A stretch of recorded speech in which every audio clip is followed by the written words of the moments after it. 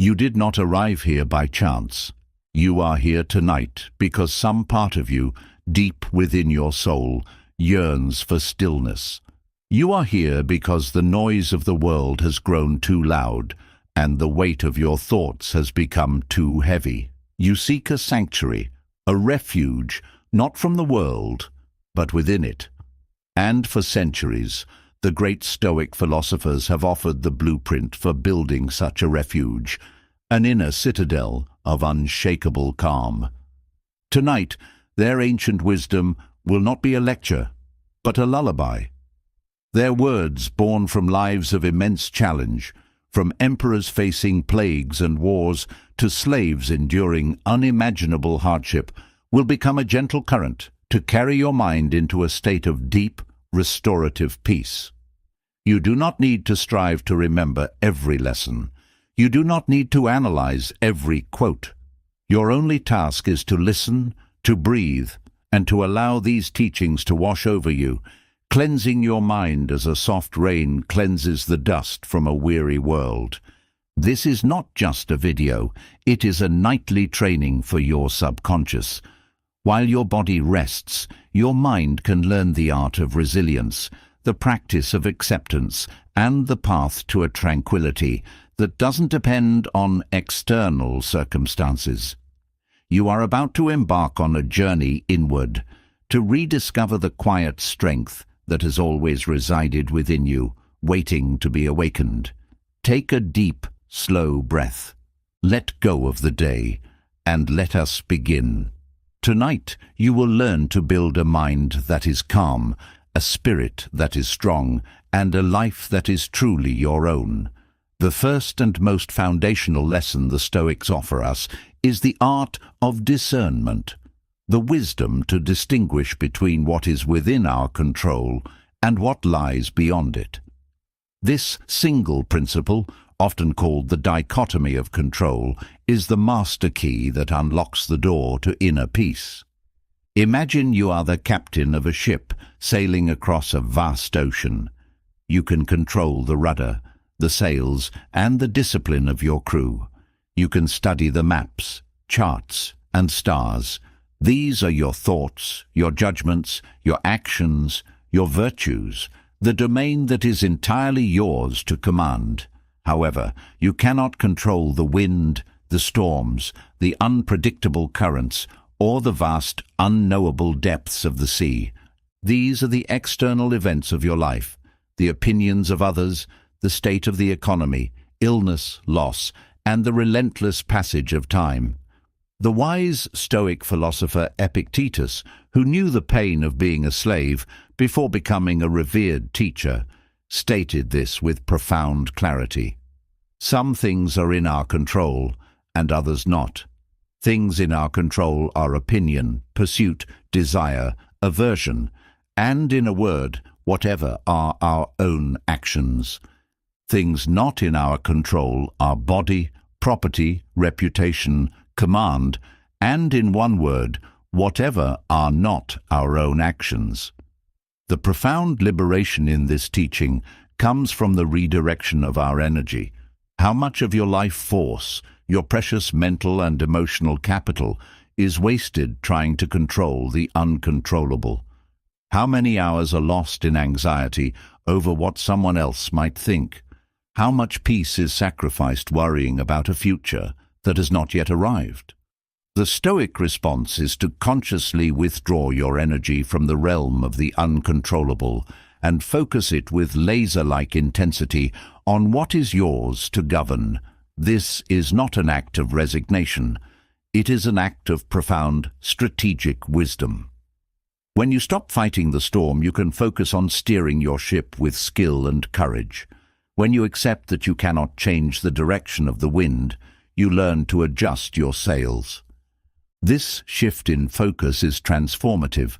The anxieties that once held you captive begin to loosen their grip. The frustrations that arose from unmet expectations of others begin to fade. You start to realize that your happiness, your inner tranquility, your eudaimonia, does not have to be a fragile vessel tossed about by the waves of fortune. Instead, it can become an unshakable lighthouse, firmly rooted in the bedrock of your own reasoned choices and virtuous actions. Tonight, as your mind begins to quiet, I invite you to gently survey the landscape of your worries.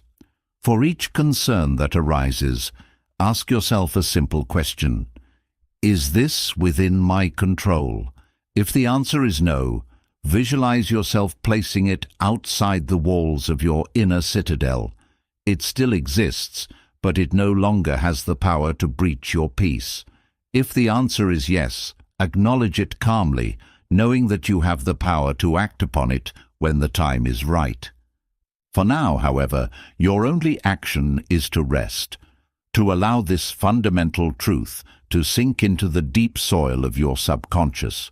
You are the master of your inner world, and in that mastery, you will find a freedom and a peace that no external storm can ever take away.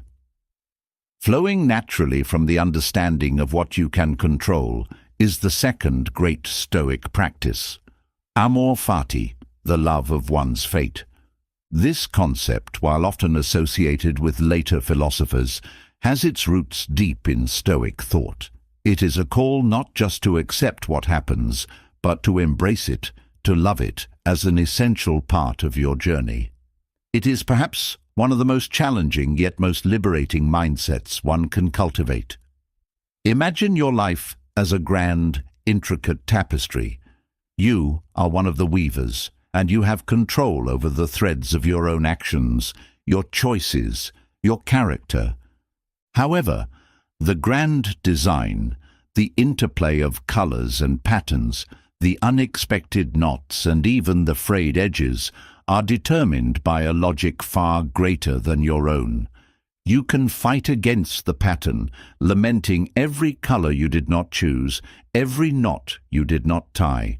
Or you can step back, see the beauty in the entire composition, and love the tapestry for what it is, your unique, unrepeatable life. Marcus Aurelius, the philosopher-emperor, encapsulated this idea beautifully when he wrote, "Accept the things to which fate binds you, and love the people with whom fate brings you together, but do so with all your heart." This is not a call for passive resignation. It is an active, vibrant, and courageous embrace of reality. Loving your fate means understanding that every event, whether you label it as good or bad, is a necessary component of your path. The painful breakup taught you resilience. The career setback revealed a new, more fulfilling direction. The period of loneliness forced you to cultivate a stronger relationship with yourself. Amor fati invites you to see that the obstacle is the way. It challenges you to look at the very things that have caused you pain and find the hidden lessons, the disguised gifts, the unforeseen strengths they have forged within you. This is not about pretending that pain doesn't hurt. It is about understanding that pain can be a powerful teacher, and that the curriculum of life, in its infinite wisdom, has assigned you the exact lessons you need for your growth. When you practice amor fati, you cease to be a victim of your circumstances. You become an alchemist, transforming the lead of hardship into the gold of wisdom. You stop asking, "Why is this happening to me?" and start asking, "What is this teaching me? How can I use this to become a better, wiser, more virtuous person?" This shift in perspective is the ultimate form of empowerment. It means that nothing can truly harm you, because every experience, no matter how challenging, can be integrated into your journey and used as fuel for your inner fire. Tonight, as you lie in the stillness, let this idea gently permeate your being. Think of a challenge you are currently facing. Instead of resisting it, instead of wishing it away, try to open your heart to it, just for a moment. Acknowledge its presence in your life, not as an intruder, but as a part of your story. Whisper to yourself, "This, too, is my fate, and I will love it." You may not believe it fully at first, but the simple act of opening to this possibility can begin to change your relationship with adversity. It plants a seed of acceptance that, with time and nurturing, can blossom into a profound love for the entirety of your life, the light, the shadow, and everything in between. Rest now in the quiet embrace of your own unique destiny. The third powerful tool in the Stoic arsenal for building a calm and resilient mind is the practice of premeditatio malorum, the premeditation of evils. This might sound counterintuitive, even morbid. Why would a philosophy dedicated to tranquility encourage us to think about negative outcomes? The answer lies in the Stoic understanding of human psychology. They knew that it is not events themselves that disturb us, but our unexamined, often catastrophic expectations about them. Premeditatio malorum is a form of negative visualization, a mental fire drill that prepares you for life's inevitable challenges. It is not about wallowing in pessimism. It is about building psychological immunity. Imagine you are an archer preparing for a tournament. You would not practice only by shooting at a stationary target in perfect weather. You would also practice in the wind, in the rain, with distractions around you. You would anticipate a string breaking or an arrow veering off course. By preparing for these difficulties, you are not inviting them to happen. You are ensuring that if they do happen, you will not be paralyzed by shock or fear. This is the essence of premeditatio malorum. The Roman Stoic philosopher Seneca was a strong advocate of this practice. He advised his friend Lucilius to regularly set aside time to contemplate potential misfortunes. "What is quite unlooked for is more crushing in its effect," he wrote, "and unexpectedness adds to the weight of a disaster." By mentally rehearsing potential setbacks, the loss of a job, a financial downturn, a health issue, or even the loss of a loved one, you rob them of their power of surprise. When you have already walked through a scenario in your mind, you have subconsciously started to prepare your response. You have considered the practical steps you would take, and more importantly, you have begun to fortify your emotional resilience. This practice does not make you anxious, it makes you prepared. It allows you to appreciate what you have right now more deeply. When you contemplate the potential loss of your health, you become more grateful for the vitality you feel today. When you consider the fragility of your relationships, you are inspired to cherish your loved ones more fully. It transforms abstract gratitude into a lived, palpable reality. It shifts your focus from what might go wrong to the profound appreciation of what is currently right. So, how can you practice this tonight in a way that brings peace rather than anxiety?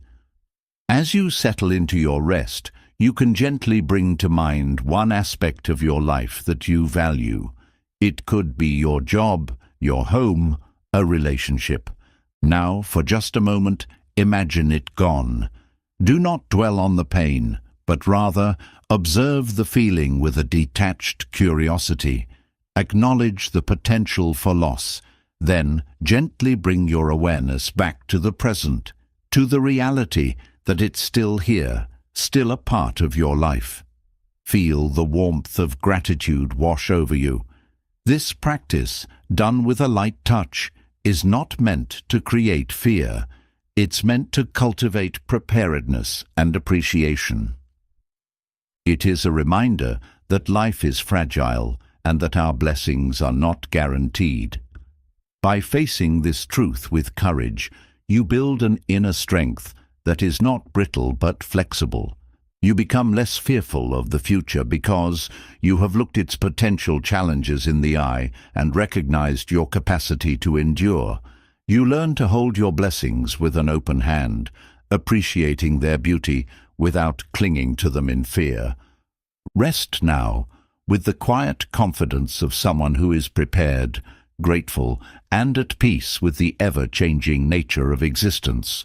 From the specific practice of visualizing what can go wrong, we now zoom out to a grander perspective, a technique the Stoics used to dissolve personal anxieties and cultivate a sense of cosmic harmony. This is often called the view from above. It is an exercise in imagination that invites you to see your life, your problems, and yourself from a vast, universal vantage point. Imagine yourself floating gently out of your bed, through the roof of your home, and rising higher and higher into the night sky. See your house become a small shape, then your neighborhood, your city, a patchwork of lights against the dark earth. Continue to rise, seeing your country, then the continent, a beautiful swirl of land and sea. Rise further still, until the earth itself is a stunning blue and white marble suspended in the vast, silent blackness of space. From this incredible height, from this silent cosmic perch, I want you to look back at that tiny, beautiful planet. And on that planet, in a specific city, in a specific house, is a person with specific worries. From here, how large do those worries seem? How significant are the slights you endured today, the deadlines that loom, the anxieties about tomorrow? The view from above is not meant to belittle your problems or invalidate your feelings. It is a powerful tool for gaining perspective. It reminds you of the immense scale of existence and your place within it. Marcus Aurelius practiced this regularly. In his meditations he wrote, "Think of substance in its entirety, of which you have the smallest of shares, and of time in its entirety, of which a brief and indivisible interval has been assigned to you, and of fate, of which you are how small a part." This practice serves several profound purposes. First, it shrinks the ego. Our personal dramas, which feel so all-encompassing from our ground-level view, are put into their proper context. The ego, which thrives on self-importance, quiets down in the face of cosmic infinity. The insult from a co-worker, the social media comparison, the fear of judgment, they lose their sharp edges when seen from the perspective of the stars. Second, it fosters a sense of interconnectedness, or what the Stoics called sympathia. From this high vantage point, the borders that divide us, countries, cultures, beliefs, disappear. You see one humanity living on one shared planet, all part of the same cosmic story. This realization can cultivate a deep sense of empathy and compassion, both for others and for yourself. You see that your struggles are part of the universal human condition, shared by billions of others across time and space. You are not alone in your suffering or your joy. Finally, the view from above connects you with the natural order of the universe, the Logos. You see the grand, beautiful, and sometimes terrifying dance of existence unfolding according to its own laws. This can inspire a sense of awe and a deeper trust in the process of life, reinforcing the principle of amor fati. It becomes easier to accept your fate when you see yourself as a small but essential part of a magnificent, coherent whole. Tonight, you don't need to physically float away. You can take this journey in your mind. As you lie still, allow your awareness to expand beyond the confines of your room. Feel your connection to the world outside, to the vastness of the night sky. Let the silence of space fill your mind, and with it, a sense of profound peace. Your worries are real, but they are not the whole of reality. You are more than your anxieties. You are a child of the cosmos, a temporary and beautiful expression of the universe itself. Rest in that vastness, rest in that perspective, and let the small troubles of the day dissolve into the quiet majesty of the infinite. At the very heart of the Stoic path to tranquility lies a radical redefinition of what constitutes a good. In a world that relentlessly chases external validation, wealth, status, pleasure, and fame, the Stoics propose a revolutionary idea. The only true good is virtue. Everything else, they argued, is an indifferent. This is not merely an ethical stance, it is a profound psychological strategy for building an unshakable mind. What did the Stoics mean by indifference? They categorized all external things: health, wealth, reputation, pain, pleasure, life, and death as morally neutral. This does not mean they are unimportant. Of course, it is preferable to be healthy rather than sick, wealthy rather than poor. The Stoics called these preferred indifference. However, they insisted that these things have no bearing on your fundamental worth as a human being, on your capacity to live a good, happy, and flourishing life. Your character, your inner state, is not determined by your bank account or your social standing. It is determined by how you choose to act, by the virtues you cultivate. These virtues are wisdom, justice, courage, and temperance. Wisdom is the ability to discern good from bad and to navigate the world with clarity. Justice is the commitment to fairness and kindness towards others.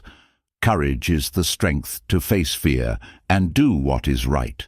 And temperance is the mastery of one's desires and impulses. For the Stoics, these are not abstract ideals. They are the practical skills of living well. And the most empowering part of this philosophy is that these virtues are entirely within your control. You cannot always control your health, but you can always choose to face illness with courage. You cannot control your reputation, but you can always choose to act with integrity. You cannot control the actions of others, but you can always choose to respond with justice and temperance. This is why virtue is the sole good. It is the one thing that fortune cannot touch. Your house can burn down, your investments can fail, people can betray you, but no one can take away your courage or your integrity unless you allow them to. Your inner citadel, built on the foundation of virtue, is impregnable. Seneca expressed this with powerful simplicity. For virtue is a thing of might and valor, and it is not to be shaken by any tempest, however great.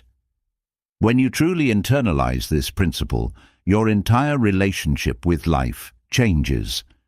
You stop chasing fleeting pleasures and external accolades because you realize they are not the source of true, lasting happiness. The desperate need for approval from others diminishes because your self-worth is no longer up for a popular vote. The fear of loss becomes manageable because you understand that what is most valuable, your character, can never be lost. You begin to live from a place of inner abundance, not external scarcity. The world is no longer a source of constant threats and temptations, but an arena in which to practice your virtue. Every situation, whether pleasant or challenging, becomes an opportunity to be wise, to be just, to be courageous, to be self-controlled. Tonight, as you drift towards sleep, reflect on where you place your sense of value. Do you measure your worth by your accomplishments, your possessions, or the opinions of others? Or do you measure it by the quality of your character? Imagine freeing yourself from the heavy burden of external validation. Imagine the peace that comes from knowing that your core value as a person is secure, untouchable, and entirely in your own hands. This is the promise of Stoicism. It is the invitation to find your wealth not in the world, but within your soul. Rest now, with the quiet dignity of someone who knows what is truly valuable, and knows that it is already theirs to cultivate. Once you understand that virtue is the sole good, the next logical step in the Stoic journey is to consciously manage your desires. The human mind is a desire-generating machine. We are constantly wanting, craving, and pursuing things we believe will make us happy. But the Stoics, with their keen insight into our psychology, recognized that our desires, if left unexamined, are a primary source of our suffering. They are the root of anxiety, frustration, and dissatisfaction. The Stoic approach is not to extinguish desire altogether, but to transform it, to align it with reason and nature. The key is to desire what is within our control, namely to be a virtuous person and to be indifferent to what is not. Epictetus taught that there are two main paths to unhappiness: desiring what you cannot have and trying to avoid what you cannot escape. Think about it. Most of our modern anxieties stem from this very dynamic. We desire a specific outcome for a project, a specific reaction from a person, a life free of any hardship. And when reality does not conform to our desires, we suffer, we feel frustrated, disappointed, or angry. The Stoics would say that the problem is not with reality, but with our desire. We have placed our happiness in the hands of things we do not command. The wise person, therefore, trains their desires. They learn to want what is already happening. They practice amor fati, loving their fate. This does not mean they do not have preferences. It is preferable to succeed than to fail, but they do not attach their inner peace to that success. Their primary desire is to act with virtue in every situation, regardless of the outcome.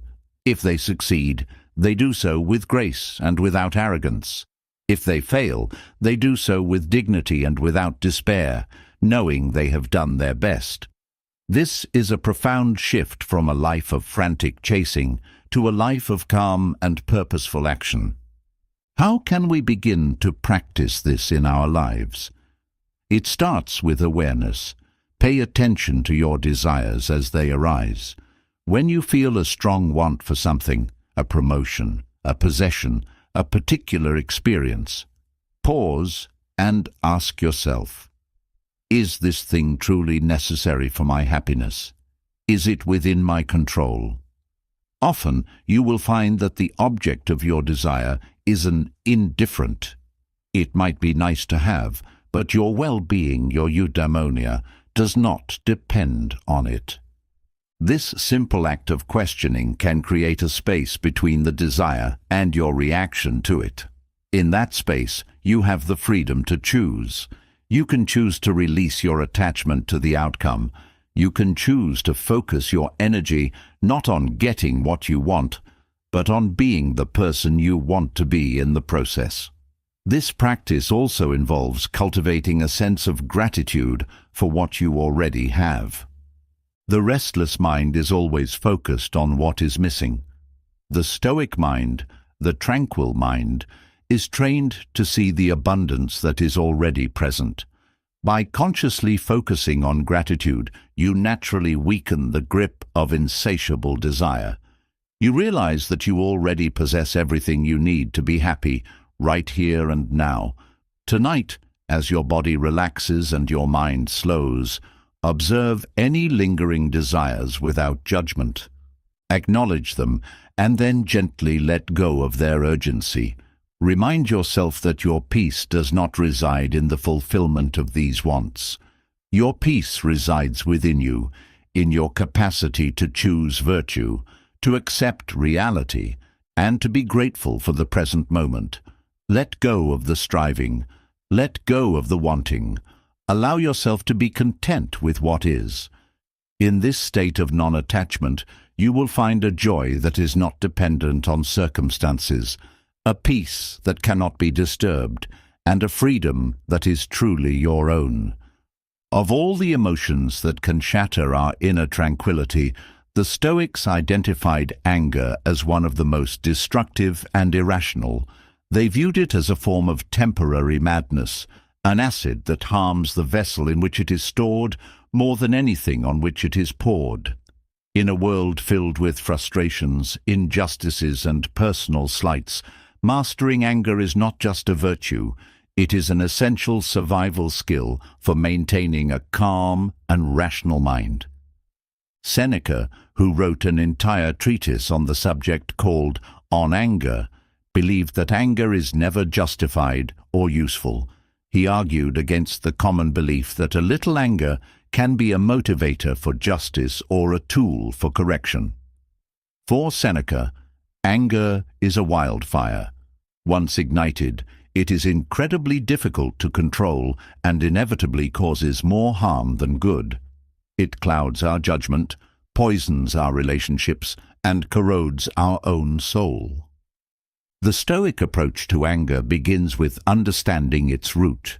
Anger, they argued, does not arise from the event itself, but from our judgment about the event. Specifically, it stems from the belief that we have been wronged, that someone has unjustly harmed us or violated our expectations. The moment we judge an action as an unjust harm, the emotional fire of anger is kindled. Therefore, the key to controlling anger lies in controlling our initial judgments. This requires a conscious pause between the trigger event and our response. In that pause, we have the opportunity to apply reason. We can ask ourselves a series of calming, rational questions. First, did the person truly intend to harm me? Often, what we perceive as a malicious act is simply the result of ignorance, carelessness, or someone else's own inner turmoil. Marcus Aurelius frequently reminded himself to be tolerant of others, writing, "When you wake up in the morning, tell yourself, the people I deal with today will be meddling, ungrateful, arrogant, dishonest, jealous, and surly. They are like this because they can't tell good from evil." This is not a cynical view, but a realistic one that breeds compassion rather than anger. Second, we can ask, even if I was wronged, is getting angry the most effective response? Will rage solve the problem, or will it only escalate the conflict and disturb my own peace? The Stoics would argue that a calm, rational, and firm response is always more powerful and more effective than a hot-headed reaction. Calmness allows for strategic thinking, clear communication, and the preservation of our own dignity. Finally, we can practice perspective shifting. Is this issue truly worth sacrificing my tranquility over? In the grand scheme of my life, in the vastness of the cosmos, how much does this insult or frustration really matter? Using the view from above can instantly shrink the perceived offense, making it seem too petty to warrant the destructive force of anger. Tonight, you can begin to train your mind in this Stoic art. Reflect on a recent time you felt angry. Replay the situation in your mind, but this time, insert that crucial pause. Instead of reacting, observe your initial judgment. Question it. Was the harm intentional? Was my expectation reasonable? What would a wiser, calmer response have looked like? This mental rehearsal is not about self-criticism. It is about training for the future. It is about building the mental muscle to choose reason over rage. As you rest, let go of any lingering anger or resentment from the day. Forgive those who you feel have wronged you, not for their sake, but for yours. Releasing anger is an act of self-preservation. It is a commitment to protecting your own inner peace. Remember, you are the guardian of your tranquility. No one can make you angry without your consent. Your judgments are the key, and you hold that key in your own hand. Rest now in the cool, clear stillness of a mind that is free from the fires of anger. In the journey of life, we will inevitably encounter grief and loss. The bonds we form with loved ones are among the most precious aspects of our existence, and their severance, through separation or death, can bring a pain that feels overwhelming. While some philosophies might advocate for a complete detachment that numbs this pain, the Stoics offered a more nuanced and compassionate approach. They did not deny the reality of grief, but they sought to navigate it with wisdom, courage, and a deep understanding of nature.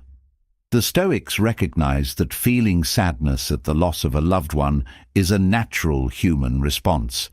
They were not unfeeling statues. Seneca, who lost his own son, wrote movingly about his grief.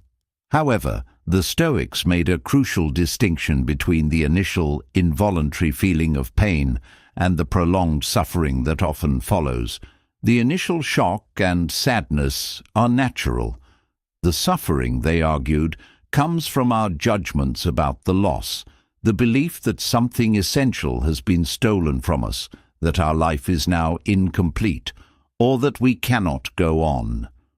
To manage grief, the Stoics would first turn to their foundational principle, the dichotomy of control. We cannot control the death or departure of another person.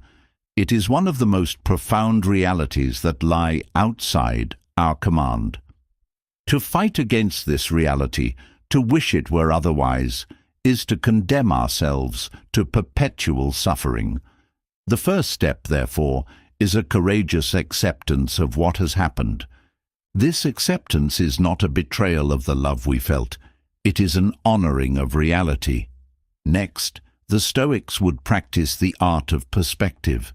They would remind themselves of the impermanent nature of all things.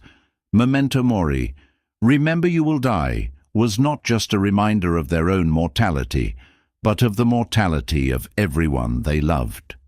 This was not meant to be morbid, but to foster a deep appreciation for the time they had with their loved ones. By living with an awareness of life's fragility, the pain of loss, while still sharp, is not compounded by the shock of unpreparedness. You knew this day would come, for all things are temporary. This knowledge allows you to cherish the memories without being destroyed by the absence. Seneca suggested that we should remember our lost loved ones not with tears, but with a quiet and grateful joy for the time we shared. Let us greedily enjoy our friends, he wrote, because we do not know how long this privilege will be ours. When they are gone, we should not mourn them as if they were annihilated, but remember them as a treasured part of our journey. Our memories, the love we shared, the lessons they taught us, these are things that can never be taken away. They become a part of our inner wealth. This Stoic approach to grief is a delicate balance. It allows for the natural expression of sorrow while guarding against the descent into prolonged despair. It encourages us to shift our focus from what has been lost to what we were so fortunate to have had. It transforms grief from a debilitating force into a poignant reminder of the beauty and preciousness of love and life. If you are carrying the weight of grief tonight, be gentle with yourself. Allow your feelings to be there without judgment. Then, when you are ready, you can try to shift your perspective. Instead of focusing on the emptiness of the absence, try to fill your heart with the warmth of the memories. Be grateful for the love you were given and the love you gave. Understand that this pain is a testament to the depth of that love. Let the memory of your loved one be a source of strength, not a source of suffering. Let it inspire you to live your own life more fully, more virtuously, and with more appreciation for the fleeting beauty of each moment. Rest now, and let your memories be a soft and gentle comfort. The Stoics were masters of time, not in the sense of controlling it, but in the sense of valuing it as the most precious currency we possess. In a world that often measures wealth in money and possessions, the Stoics remind us that our time is our one truly non-renewable resource. Once a moment is gone, it is gone forever. How we choose to spend these fleeting moments, they argued, is the ultimate measure of a life well lived. Seneca's letter, On Saving Time, is one of the most powerful and urgent expressions of this philosophy. He chastises his friend Lucilius, and by extension all of us, for being so careless with our time. "We are not given a short life, but we make it short," he wrote, "and we are not ill-supplied, but wasteful of it." He observes a strange paradox in human behavior. People are fiercely protective of their property and money, yet they give away their time freely, as if it were worthless. They allow their days to be stolen by trivialities, by pointless obligations, by the demands of others, without ever reckoning the cost. The first step to reclaiming your time, from a Stoic perspective, is to conduct a ruthless audit of your life. Become an accountant of your hours. At the end of the day, review how you spent your time. How much was dedicated to virtuous action, to personal growth, to meaningful connection? And how much was lost to distraction, to procrastination, to activities that did not nourish your soul? This is not an exercise in self-flagellation, but in clear-eyed awareness. You cannot manage what you do not measure. Once you're aware of how your time is being spent, you can begin to make conscious choices. This means learning to say no. It means setting boundaries. It means protecting your focus from the constant barrage of digital distractions and social obligations that do not align with your core values. This requires courage and self-respect. It is the recognition that your time is your life, and it is too valuable to be squandered. The Stoic concept of memento mori, remember you will die, is a powerful tool in this endeavor. By keeping our mortality in mind, the trivialities of life fade in importance. The urgency to live well, to use our time wisely, becomes paramount. When you remember that your days are numbered, you are less likely to waste them on petty arguments, on mindless entertainment, or on the pursuit of hollow validation. You begin to prioritize what is essential. This does not mean living in a state of frantic productivity. The Stoics were not advocates for a life of ceaseless work. On the contrary, they valued leisure, or otium.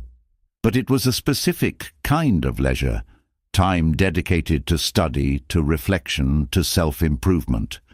It was about using free time not for escape, but for growth.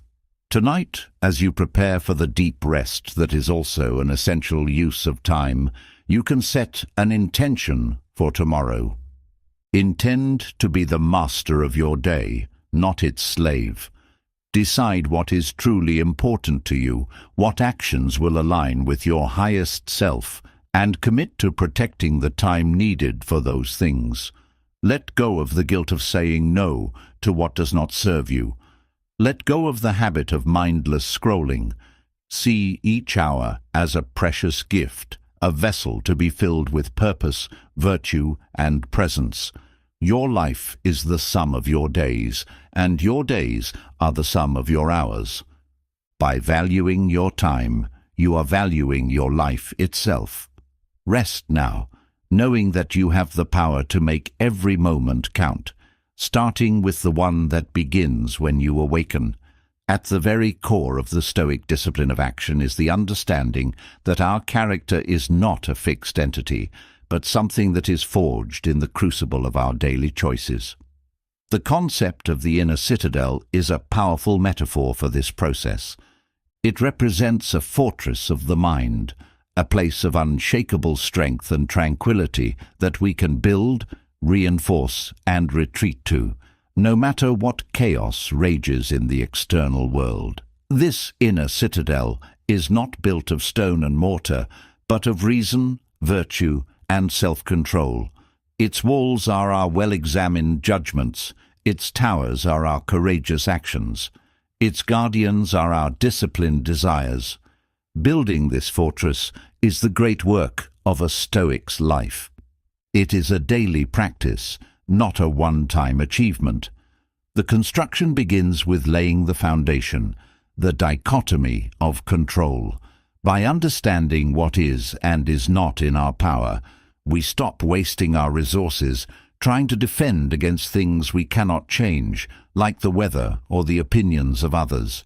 Instead, we focus our efforts on fortifying the things we can command, our own inner responses.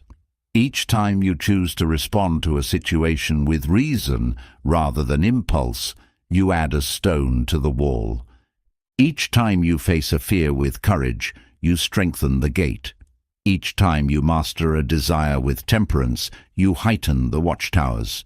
Conversely, every time you let an unexamined emotion run rampant, every time you act out of fear or greed, you leave a breach in your defenses. The external world will constantly test the strength of your citadel. There will be storms of adversity, sieges of criticism, and betrayals that try to undermine your foundations. This is inevitable, but the Stoic knows that these external events cannot breach the walls unless they are given permission to do so. An insult only has power if you judge it to be harmful. A loss only creates suffering if you believe your happiness depended on what was lost. Your judgments are the gatekeepers of your citadel. As Epictetus said, "It is not he who reviles or strikes you who insults you, but your opinion that these things are insulting." Therefore, a crucial part of building your inner citadel is the practice of self-reflection. Like a diligent engineer, you must regularly inspect your fortress. Where are the weak spots? What judgments are allowing negativity to seep in? What fears are undermining your courage? The Stoic practice of journaling, as exemplified by Marcus Aurelius in his Meditations, is a powerful tool for this. By writing down your thoughts, you can examine them objectively, identify flawed reasoning, and consciously choose to reinforce your defenses with more rational, virtuous perspectives. This inner citadel is your ultimate refuge. When the world is overwhelming, when you feel lost or battered by events, you can retreat into this inner space of calm and clarity. It is a place where you are sovereign, where your peace is not dependent on anyone or anything else. It is the source of your resilience, your freedom, and your enduring strength. Tonight, as you lie in the quiet, you can begin this construction work. You can consciously choose to let go of the day's anxieties, knowing they are external events. You can choose to replace fearful thoughts with thoughts of gratitude and courage. You can decide that your peace of mind is your most valuable possession and commit to protecting it. With each conscious, calming breath, you are laying another stone. With each moment of intentional stillness, you are fortifying your walls. You are building a sanctuary within your own soul, a place of profound and unshakable peace. Rest now, secure within your inner citadel. The Stoic understanding of the cosmos is one of profound interconnectedness. They believed that the universe is a single living organism, a cosmic city, and that every individual being is a citizen of this city. This concept, known as sympathia, suggests that everything is mutually interdependent, woven together in a vast, intricate web of cause and effect. Nothing exists in isolation. The stars, the earth, the trees, the animals, and all of humanity are part of one coherent whole, governed by a universal reason, the Logos. This is not just a poetic or mystical idea. It is a fundamental principle that shapes the Stoic ethical framework and their approach to life. Recognizing this interconnectedness has powerful implications for how we live and how we find peace. Firstly, it dismantles the illusion of the isolated self. We often experience our lives as if we are separate individuals, navigating the world alone. But from the Stoic perspective, this is a profound error in perception. Your well-being is intrinsically linked to the well-being of the whole. As Marcus Aurelius wrote, What is not good for the beehive is not good for the bee.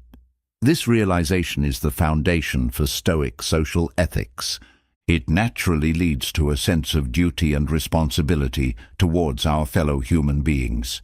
If we are all parts of the same body, then harming another is, in a very real sense, harming ourselves. This is why the virtue of justice, fairness, kindness, and public service is so central to Stoicism. It is the practical application of sympathia. Cultivating a sense of community and fellowship is therefore not just a social nicety. It is a philosophical imperative. It strengthens the whole and, in turn, strengthens us. Secondly, understanding our interconnectedness with nature and the cosmos can be a profound source of tranquility. When we see ourselves as part of a larger, ordered system, our personal problems and anxieties are put into perspective. The view from above, the practice of imagining ourselves from a cosmic vantage point, is a direct application of this principle. It helps us to see the bigger picture and to let go of our petty, ego-driven concerns. It fosters a sense of humility and awe, reminding us that we are participants in a drama far grander than our own individual lives. This perspective also reinforces the principle of amor fati, the love of fate. If we trust that the universe is a rational and coherent system, then we can trust that whatever happens, even things that seem negative to us, are part of the natural and necessary unfolding of the whole. This allows us to face adversity not with resistance, but with a sense of acceptance and even a kind of cosmic trust. We can flow with the river of life, knowing that it is carrying us exactly where we need to go. Tonight, as you lie in bed, you can practice feeling this interconnectedness. Feel the air you breathe, a gift from the trees and the oceans. Feel the gravity that holds you to the earth, connecting you to the very center of the planet. Think of the countless people, past and present, whose labor and ingenuity have contributed to the comfort and safety of your rest. You are not an island. You are a node in an infinite network of relationships. Your every action, your every thought sends ripples out into this web. By choosing to live with kindness, with justice, and with an awareness of this shared existence, you contribute to the health and harmony of the entire cosmos. You are playing your part in the great universal symphony. Rest now, feeling the profound peace that comes from knowing you belong, that you are an essential and valued part of the magnificent whole. While Stoicism provides a robust framework for navigating the difficulties of life, it also has a profound perspective on joy. For the Stoics, joy was not the fleeting, often turbulent emotion of pleasure that comes from external things. True joy, or chara in Greek, was a deep, stable and serene state of well-being that arose from living a life of virtue. It was the natural byproduct of a mind in harmony with itself and with nature. This distinction between pleasure and joy is crucial. Pleasures are external and dependent on circumstances. The taste of a fine meal, the thrill of an accomplishment, the praise of others, these are all pleasant, but they are temporary and outside of our complete control. If we build our happiness on the foundation of these fleeting pleasures, our peace will be as fragile as they are. We will be on a constant roller coaster, rising with every success and plunging with every failure, always chasing the next hit of gratification. The Stoics saw this as a form of slavery. True Stoic joy, on the other hand, is an internal achievement. It is the deep satisfaction that comes from knowing you are living well, that you're acting with wisdom, courage, justice, and temperance, regardless of the outcome. This joy is not loud or boisterous. It is a quiet, unshakable cheerfulness of the soul. Seneca described it as a tranquility and a freedom from turmoil. It is the peace of a clear conscience and a rational mind. How do we cultivate this kind of joy? It is not something to be pursued directly. Rather, it is the natural result of focusing on what is within our control, our character. As you practice the Stoic disciplines, managing your judgments, desires, and actions, this deep joy will naturally begin to blossom. It comes from the self-respect you gain when you act with integrity. It comes from the freedom you feel when you are no longer a slave to your impulses or the opinions of others. It comes from the resilience you build when you face adversity with courage. It is the emotional reward for a life lived in accordance with reason. Think of a master craftsperson at their work. Their deepest satisfaction comes not from the applause they receive, but from the act of creation itself, from the skill, focus, and integrity they bring to their craft. The joy is in the process, in the excellence of their own actions. Similarly, for a Stoic, the art of living is their craft, and the joy is found in the virtuous execution of that art, day by day, moment by moment.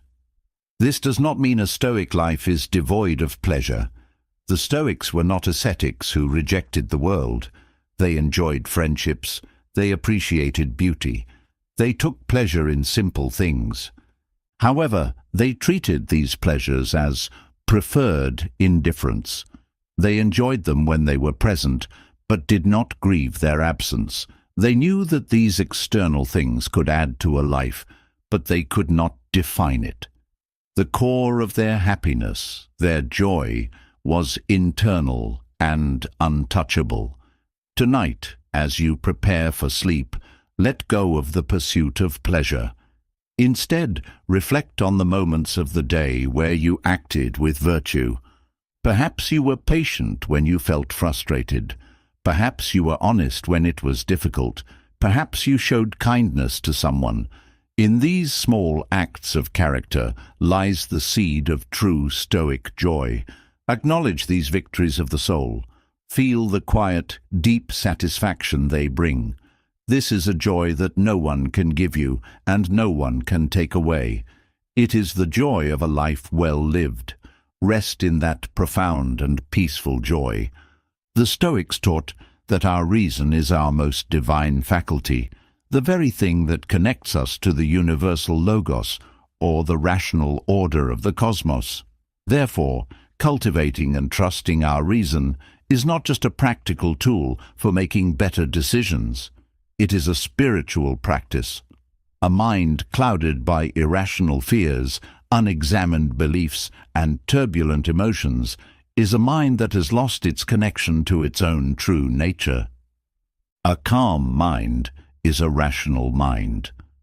The first step in harnessing the power of reason is to become an observer of your own thoughts, a practice central to many contemplative traditions, but given a specific pragmatic spin by the Stoics.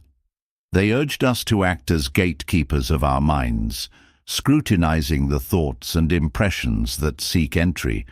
When a thought appears, especially a disturbing one, we are not to accept it at face value. We must challenge it, question its validity, and examine its source. Epictetus advised, "Practice then from the start to say to every harsh impression, 'You are an impression, and not at all the thing you appear to be.'" This creates a crucial space between the stimulus and our response. In that space, reason can operate. We can ask, is this thought true? Is it helpful? Is it based on reality or on a distorted interpretation? For example, if you make a mistake at work and the thought, "I am a failure," arises, a Stoic would not passively accept this. They would apply reason. I have made a mistake, that is a fact.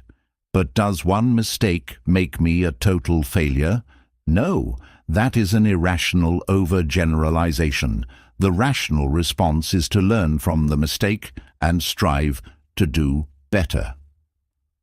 This process of cognitive reframing is a cornerstone of modern cognitive behavioral therapy, but it was practiced by the Stoics 2,000 years ago. Reason also plays a crucial role in managing our desires and aversions. As we have discussed, our suffering often comes from desiring things outside our control or being averse to things that are inevitable. Reason allows us to analyze our desires and see their true nature. Is this desire for a luxury car truly going to bring me lasting happiness? Or is it a fleeting pleasure that will come with its own set of anxieties?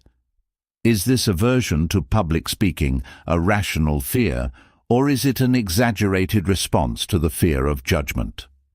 By applying reason, we can align our desires with what is truly good, virtue, and accept what is natural and necessary. This is not about suppressing emotions, but about guiding them with wisdom. The Stoics believed that emotions like fear, anger, and excessive grief are the products of faulty reasoning. When we correct the underlying judgment, the turbulent emotion subsides, replaced by a more appropriate and manageable feeling. They called these rational emotions eupatheiai, which included things like a rational wish for the good, a rational caution against vice, and a rational joy in virtue. Tonight, you can practice this reliance on reason in a gentle way. As thoughts from the day drift through your mind, try not to get swept away by them. Instead, adopt the role of a calm, curious scientist. Observe each thought. Is it rational? Is it productive? If you find yourself dwelling on an irrational fear or a self-critical judgment, you can gently challenge it. You can offer a more reasonable, more compassionate alternative. This is not a struggle. It is a quiet recentering, a gentle guidance of your mind back to a place of clarity and peace. The world may be full of chaos and irrationality, but your mind doesn't have to be. Your reason is your internal compass, your guiding light. By learning to trust it, to cultivate it, and to use it as your primary tool for navigating life, you build a foundation of mental stability that is profound and enduring. Rest now, in the clear, calm light of your own reason. Forgiveness and the art of dealing with insults are crucial skills for maintaining inner tranquility, and the Stoics offered a uniquely powerful and pragmatic perspective on this. In a world where it's easy to feel slighted, offended, or wronged, holding on to resentment is like drinking poison and expecting the other person to die. The Stoics understood that the real harm of an insult comes not from the words of another, but from our own internal reaction to them. They saw resentment as a self-inflicted wound. The Stoic approach to insults begins with the dichotomy of control. The words and actions of another person are external to you. They are not within your power. What is within your power is your judgment about those words and actions. As Epictetus taught, if a person gave your body to any stranger he met on his way, you would certainly be angry. And do you feel no shame in handing over your own mind to be confused and mystified by anyone who happens to verbally attack you? This is a profound reframing. The insult itself is powerless. It only gains power when we choose to internalize it, when we assent to the judgment that we have been harmed. To cultivate this resilience, the Stoics recommended several mental strategies. First, consider the source. Is the person insulting you someone whose opinion you genuinely respect? Are they a paragon of wisdom and virtue? If not, why give their words any weight? Marcus Aurelius often reminded himself that the opinions of ignorant or vicious people are not worth disturbing his peace for. He saw their insults not as an attack on him, but as a symptom of their own confusion and unhappiness. This perspective breeds pity or compassion, not anger. Second, you can use humor. Seneca suggested that one of the best ways to deal with an insult is to treat it as a joke. By laughing it off, you show that the words have no power over you. You demonstrate that your self-worth is so secure that it cannot be dented by a petty remark. This not only protects your own tranquility, but often disarms the person who is trying to provoke you. A third, and perhaps the most profound strategy, is to see the insult as an opportunity to practice virtue.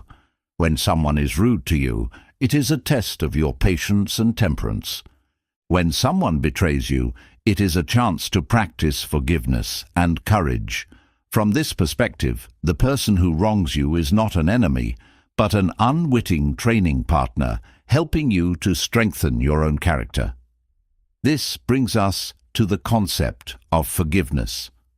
For the Stoics, forgiveness was not about condoning the other person's action.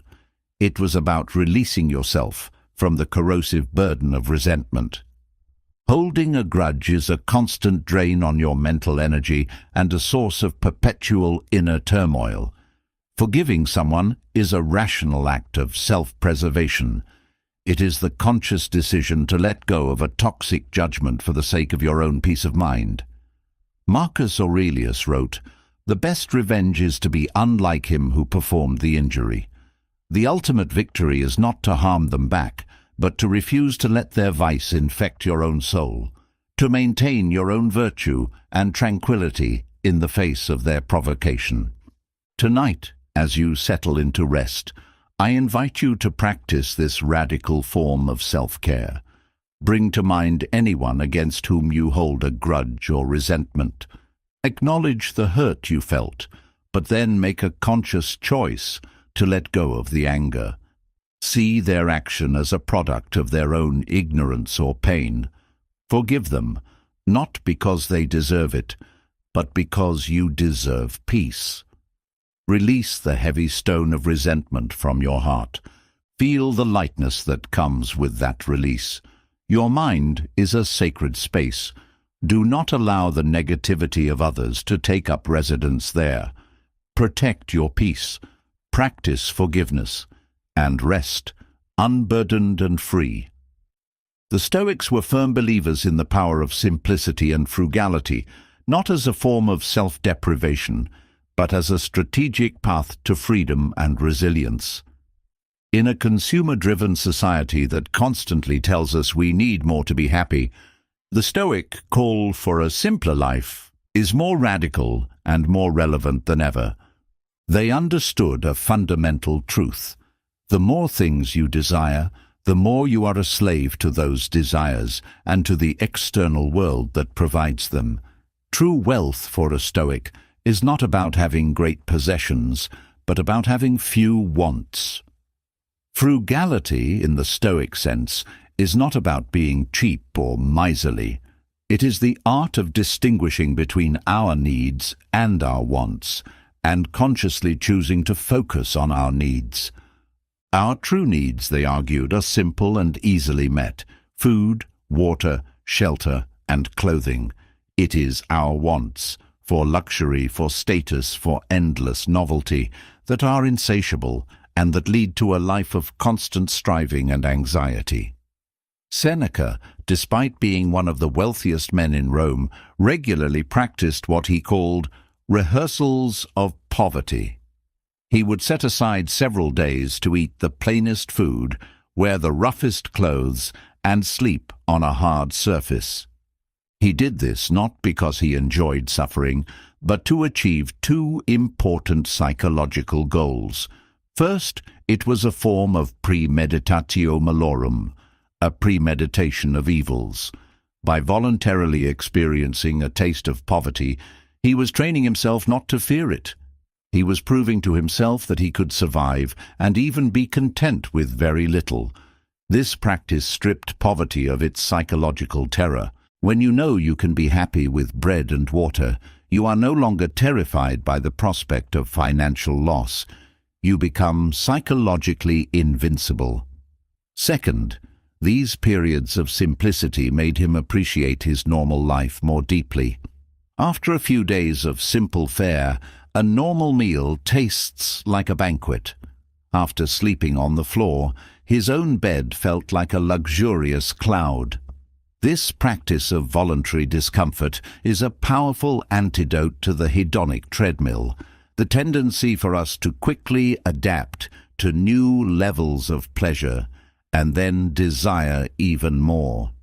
By intentionally resetting our baseline, we learn to find joy and gratitude in the simple things we normally take for granted. Embracing simplicity in our modern lives can be incredibly liberating. It means consciously opting out of the endless cycle of consumerism. It means finding joy in experiences rather than possessions. It means decluttering not just our homes, but our minds, freeing up our time, money, and mental energy for what truly matters: our relationships, our personal growth, our contribution to the world. Living simply does not mean living a lesser life. In fact, it often means living a richer, more meaningful one. It is a declaration of freedom. You are declaring that your happiness is not for sale. It is not dependent on the latest gadget, the newest fashion, or the approval of others. Your happiness is an inside job.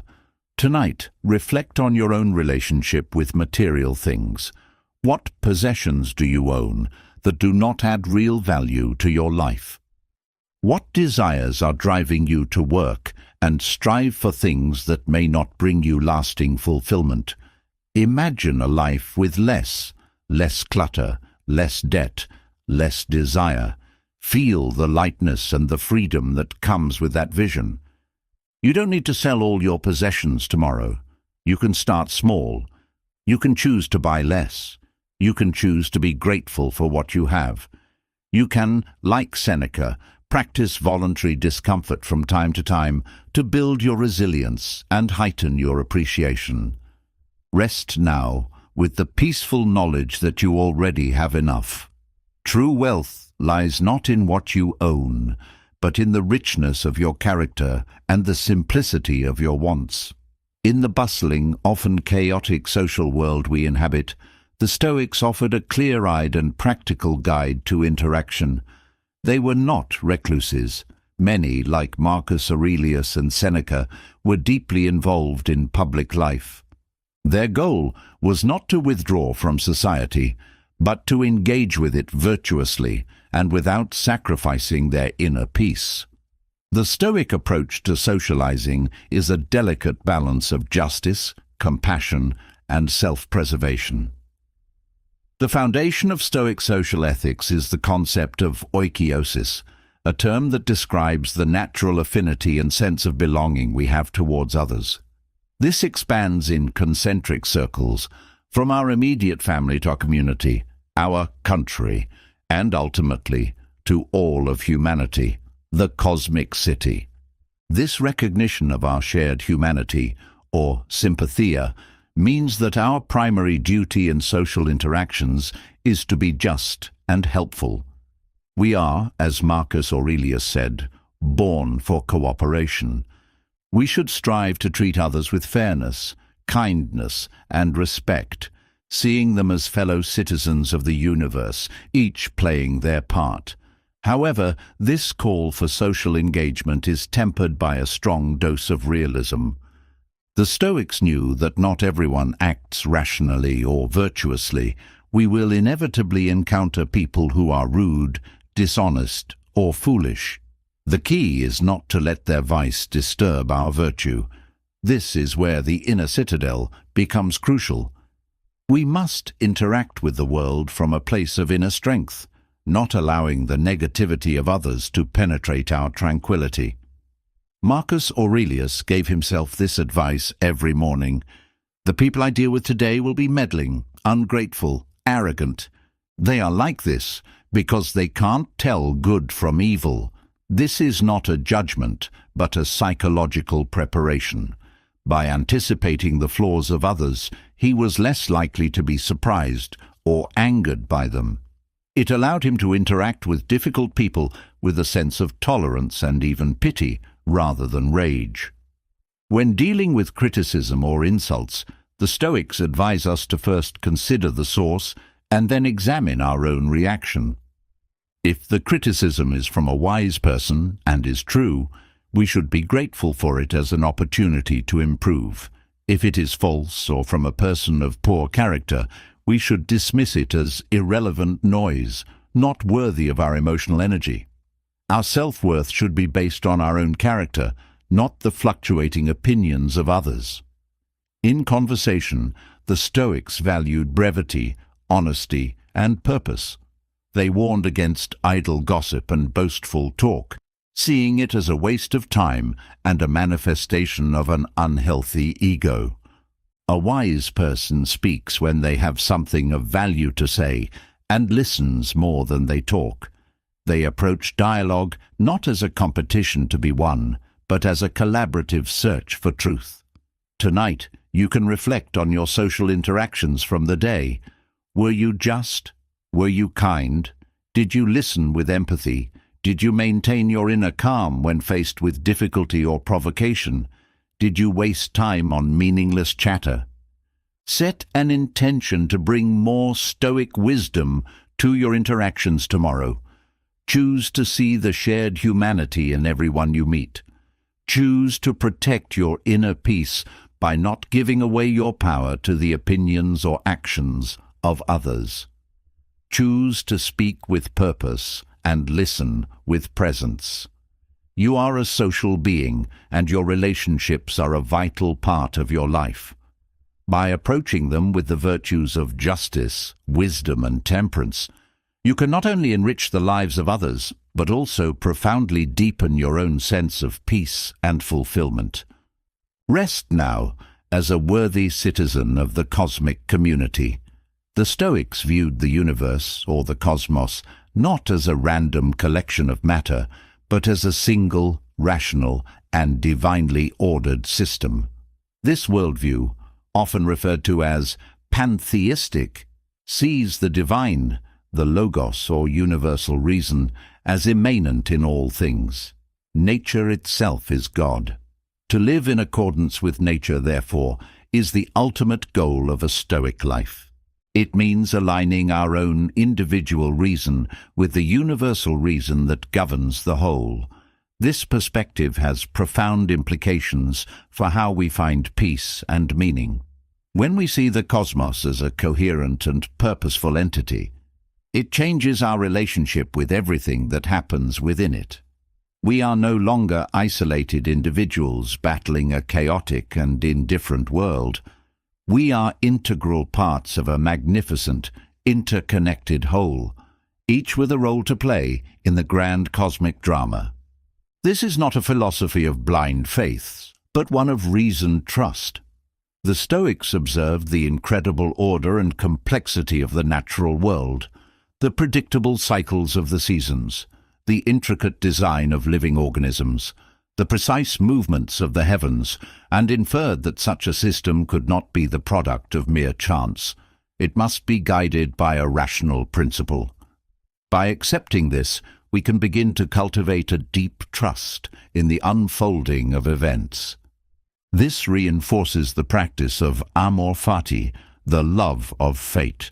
If the universe is a rational system, then everything that happens for a reason, as part of the grand logical sequence of cause and effect. Even events that appear tragic or unjust from our limited human perspective are necessary parts of the larger pattern. As Marcus Aurelius wrote, "All that is in accord with you is in accord with me, O universe." Nothing which occurs at the right time for you is too early or too late for me. This is a radical statement of trust and surrender. It is the release of our personal will to the greater will of the cosmos. This cosmic perspective is also the ultimate tool for dissolving the ego.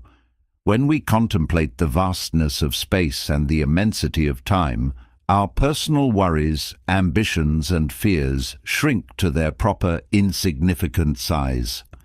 The view from above is a practical exercise in cultivating this perspective.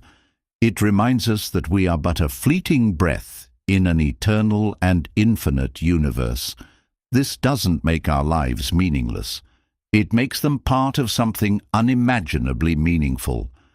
Our task is to play our small part well, to be a virtuous and rational component of the whole. This worldview also provides a powerful foundation for dealing with mortality. Memento mori, remember you will die, is not a cause for fear, but a natural fact. From the cosmic perspective, death is not an end, but a transformation, a return to the whole. Just as a wave rises from the ocean and then returns to it, so too does our individual existence emerge from and return to the cosmic substance. We are borrowed from nature for a short time, and then we are given back. There is no tragedy in this. It is the natural, rational order of things. Tonight, as you feel the gentle pull of sleep, you can connect with this cosmic perspective. Feel yourself as part of the Earth, part of the solar system, part of the galaxy, part of the infinite intelligent universe. Let go of your personal struggles and rest in the knowledge that you are a part of a perfect, unfolding whole. Trust the process. Trust the cosmos. You are exactly where you are supposed to be, doing exactly what you are supposed to be doing. You are a vital and beautiful note in the grand symphony of existence. Rest in that cosmic harmony. One of the most practical and transformative practices in the Stoic toolkit is the philosophical diary, most famously exemplified by Marcus Aurelius's Meditations. This is not a diary for recording the mundane events of the day, but a space for self-reflection, self-examination, and self-improvement. It is the laboratory where a Stoic practitioner works on their most important project, their own soul. The purpose of the philosophical diary is to bring awareness to our thoughts, judgments, and actions, and to consciously align them with Stoic principles. It is a way of making the philosophy a lived daily reality, rather than just an abstract set of ideas. The practice typically involves two key moments, the morning and the evening. In the morning, the reflection is preparatory. You can ask yourself, what virtues do I want to practice today? What challenges might I face? How can I prepare myself to meet them with wisdom and equanimity? This is a form of premeditatio malorum, where you anticipate difficulties not to create anxiety, but to prime your mind for a virtuous response. You might remind yourself of key Stoic teachings, such as the dichotomy of control, or the need for compassion towards others' failings. You are essentially setting your moral and philosophical compass for the day ahead. The evening reflection, on the other hand, is a review. It is a non-judgmental accounting of your day. Seneca advised this practice nightly, asking himself, what bad habit did I curb today? What fault did I resist? In what way am I a better man? This is not about self-criticism or guilt. It is a calm, objective assessment. You can ask yourself, where did I act in accordance with my values? Where did I fall short? When did I let my emotions get the better of me? What judgments led to my anger, fear, or anxiety? What could I have done differently? This process of self-examination is crucial for growth. Without it, we are likely to repeat the same mistakes, driven by the same unexamined habits and beliefs. The diary allows you to see your patterns clearly. It brings the unconscious into the light of conscious awareness. And once you can see a pattern, you have the power to change it. The act of writing itself is powerful. It forces you to clarify your thoughts. An anxious feeling that swirls chaotically in your mind becomes much more manageable when you put it into words on a page. You can then analyze it, challenge its underlying assumptions, and reframe it in a more rational, Stoic way. Your diary becomes your private philosopher, your trusted confidant, and your personal coach. It is a space where you can be completely honest with yourself, without fear of judgment. It is where you can work through your struggles, celebrate your small victories in virtue, and recommit yourself each day to the path of wisdom. Tonight you can begin this practice, even without a pen and paper. As you lie in bed, you can gently review your day. Think of one moment where you acted well, where you were patient, or kind, or courageous. Acknowledge it and feel the quiet satisfaction of that virtuous act. Then, think of one moment where you could have done better.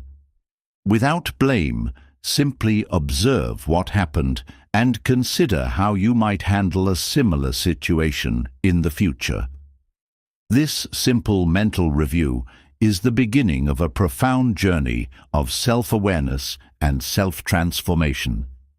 It is the work of sculpting your own character, of building your inner citadel, stone by stone, day by day. Rest now, with the peace that comes from a commitment to know yourself and to become the best version of yourself. In the pursuit of a tranquil mind, the Stoics understood the immense power of gratitude. This is not a superficial, hallmark card sentimentality, but a deep, philosophical practice of actively focusing the mind on what is good, what is present, and what is a gift. In a world where our default mental setting is often to notice what is lacking, what is wrong, or what we desire, gratitude is a conscious and radical act of rebellion. It is the deliberate choice to see the abundance in our lives, even amidst hardship. The practice of gratitude is a direct antidote to the poison of desire and dissatisfaction. The wanting mind is never at peace. It is always chasing the next thing it believes will bring happiness. The grateful mind, however, finds happiness in the here and now.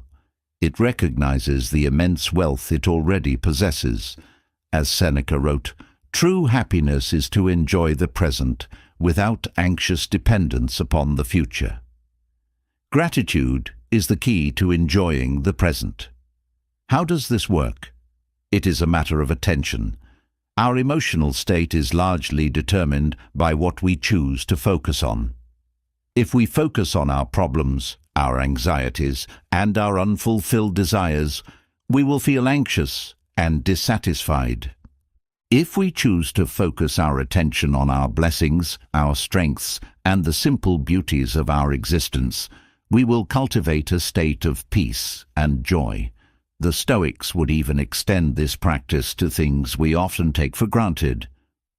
Are you breathing? Be grateful. Do you have food and shelter? Be grateful. Can you see the sky? Can you feel the warmth of your bed? Be grateful.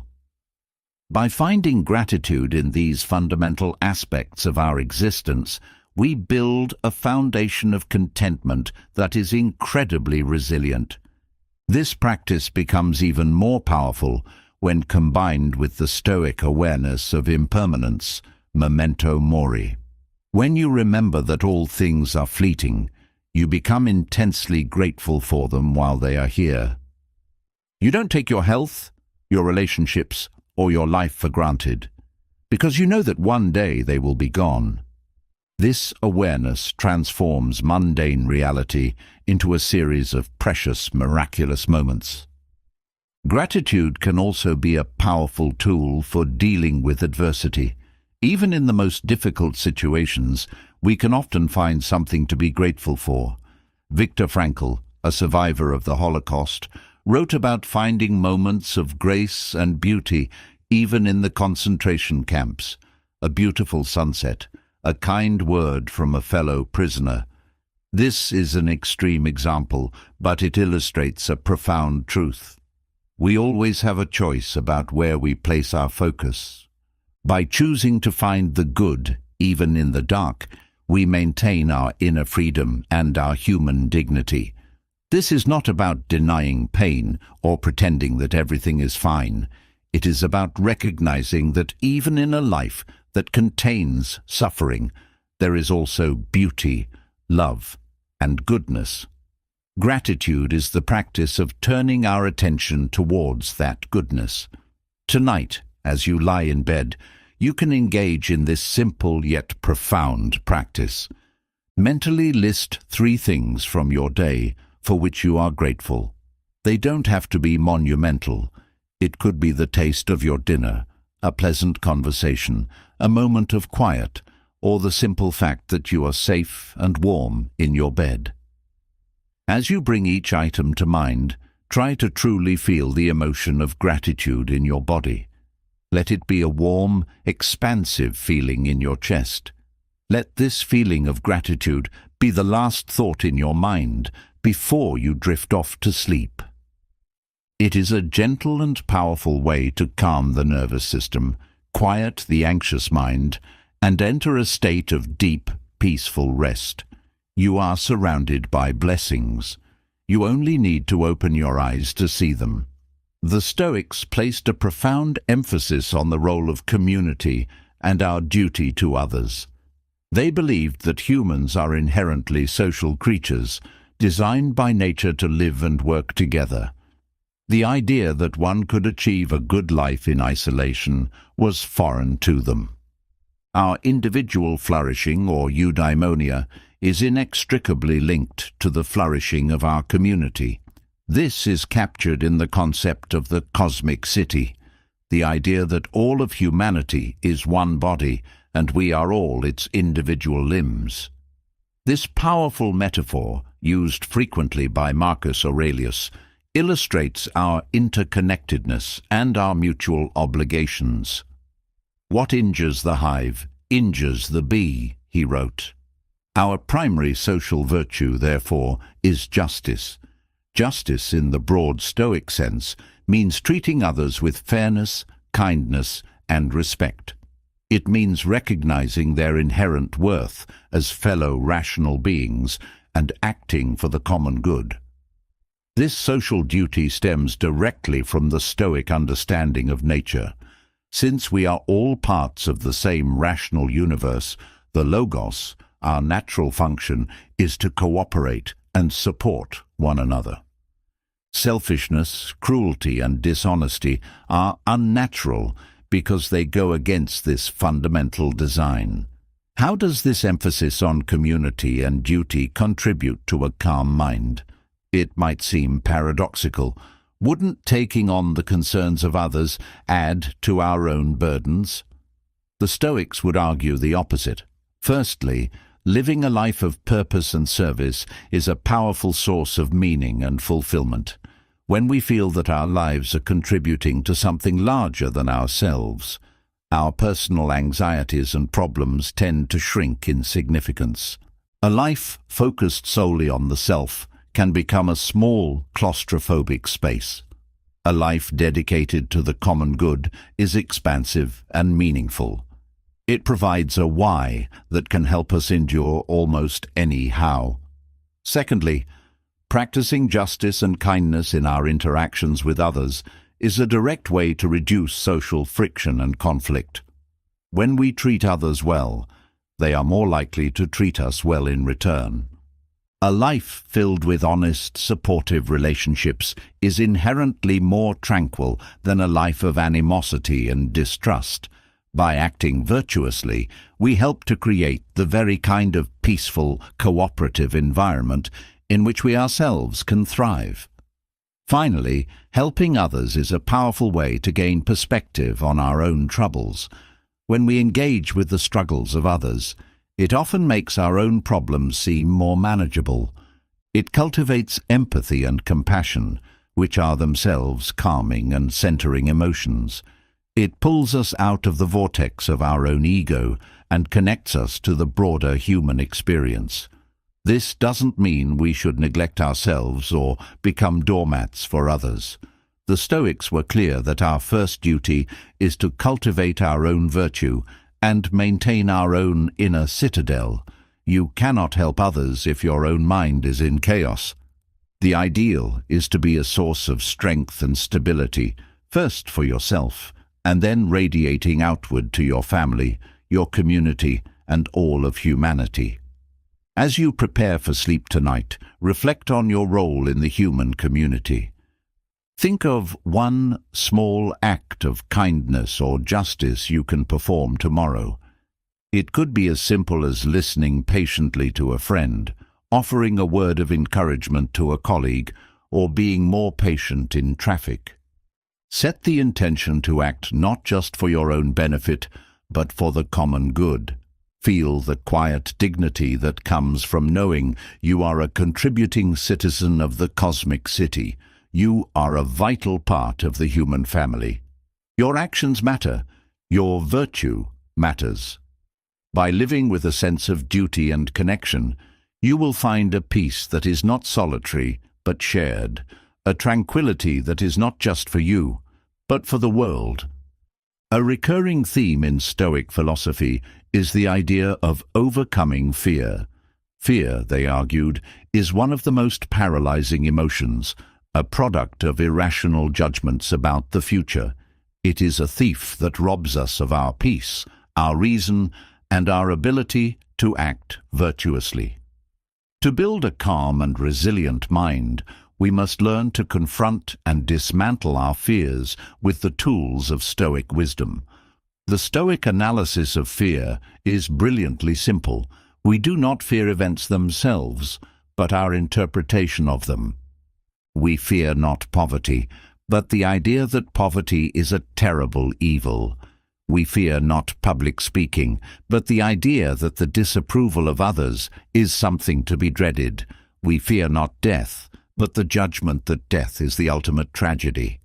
Since our fears are rooted in our judgments, and our judgments are within our control, it follows that we have the power to overcome our fears. This is an incredibly empowering realization. The first step is to bring your fears into the light of reason. When you feel fear, instead of letting it run your life from the shadows of your mind, you must articulate it. Write it down. Speak it out loud. What exactly are you afraid of? What is the worst-case scenario you are imagining? This practice in itself often reduces the fear. A vague, formless anxiety is terrifying. A specific, defined problem is something that can be addressed. Once you have defined the fear, you can apply the Stoic practice of premeditatio malorum, the premeditation of evils. You can consciously and calmly visualize the worst-case scenario. Imagine it has already happened. Then ask yourself, and then what? Could I survive this? What virtues could I practice in this situation? How could this challenge make me stronger? This is not about dwelling on the negative. It is a form of exposure therapy. By mentally facing your fear, you desensitize yourself to it. You prove to your own mind that you have the resources to cope. You rob the feared event of its psychological terror. Seneca often advised this, saying, "He who has anticipated the coming of troubles takes away their power when they arrive." Another powerful Stoic tool against fear is the dichotomy of control. Analyze your fear and separate what is within your control from what is not. For example, if you fear losing your job, you cannot control your company's financial performance or your boss's decisions, but you can control your work ethic, your skills development, your savings, and your professional network. By focusing your energy on these controllable factors, you move from a state of passive anxiety to one of proactive empowerment. You are doing everything you can, and you are accepting the rest. This brings a profound sense of peace. Finally, the Stoics would remind us to act in the face of fear. Courage is not the absence of fear, but the judgment that something else is more important than fear. When you know what's truly good, virtue, you can act courageously, even when you feel afraid. You do the right thing not because it is easy, but because it is right. Each small act of courage builds your confidence and weakens the grip of fear. It is a muscle that grows stronger with use. Tonight, if any fears are troubling your mind, you can begin this practice. Choose one fear. Define it clearly. Consider the worst-case scenario and your ability to endure it. Identify what is within your control and what is not, and commit to taking one small, courageous action tomorrow that aligns with your values, despite the fear. You are stronger than you think. Your reason is more powerful than your fear. By consistently applying these Stoic principles, you can systematically dismantle your anxieties and build a mind that is not fearless, but courageous. A mind that is not without apprehension, but is at peace with the uncertainties of life. Rest now, with the quiet courage of a Stoic. The Stoics had a deep appreciation for patience, viewing it not as a passive waiting, but as an active and powerful virtue. Patience, for a Stoic, is a form of wisdom. It is the understanding that all things have their own natural timing, and that trying to rush the processes of nature and life only leads to frustration and suffering. It's a key component of a tranquil and resilient mind. In our modern world, we are conditioned for instant gratification. We want immediate results, quick fixes, and instant success. This culture of impatience is a constant source of anxiety. We become frustrated when our careers don't advance quickly enough, when our relationships don't develop according to our timeline, or when our personal growth feels slow. The Stoic response to this is to cultivate a deep and abiding patience. This patience is rooted in the understanding of the natural order of things, the logos. A seed does not become a mighty oak overnight. It requires time, sun, water, and the slow, invisible work happening beneath the soil. To dig up the seed every day to check its progress would be to destroy it. Similarly, our goals, our growth, and the healing of our wounds all require time. Patience is the act of trusting this natural process. It is the wisdom to do your part, to plant the seed, to water the soil, and then to let go of the outcome, allowing nature to do its work in its own time. This applies to our interactions with others as well. Patience is a form of compassion. It is recognizing that other people are also on their own journey of growth, and they will move at their own pace. Trying to force someone to change or to see things your way is a futile and arrogant exercise. Stoic patience means giving others the space to be who they are, to make their own mistakes, and to learn their own lessons. It is the art of listening without interrupting, of advising without demanding, and of loving without controlling. How can we cultivate this virtue? It begins with self-awareness. Notice the moments when you feel impatient. What is the underlying cause? Is it an unrealistic expectation, a desire to control the uncontrollable, an attachment to a specific outcome? By identifying the root of your impatience, you can begin to address it with reason. You can practice reminding yourself of the natural pace of things. You can consciously choose to relax your grip on your expectations. You can focus on the process rather than being fixated on the result. When you are planting a garden, you can find joy in the act of digging the soil, of planting the seeds, of watering them each day. You don't have to wait for the flowers to bloom to experience satisfaction. The joy is in the virtuous action itself. This is the Stoic approach. Voluntary discomfort can also be a training ground for patience. By intentionally putting yourself in situations that require waiting, like standing in a long line without pulling out your phone, or practicing a difficult skill that requires thousands of repetitions, you build your patience muscle.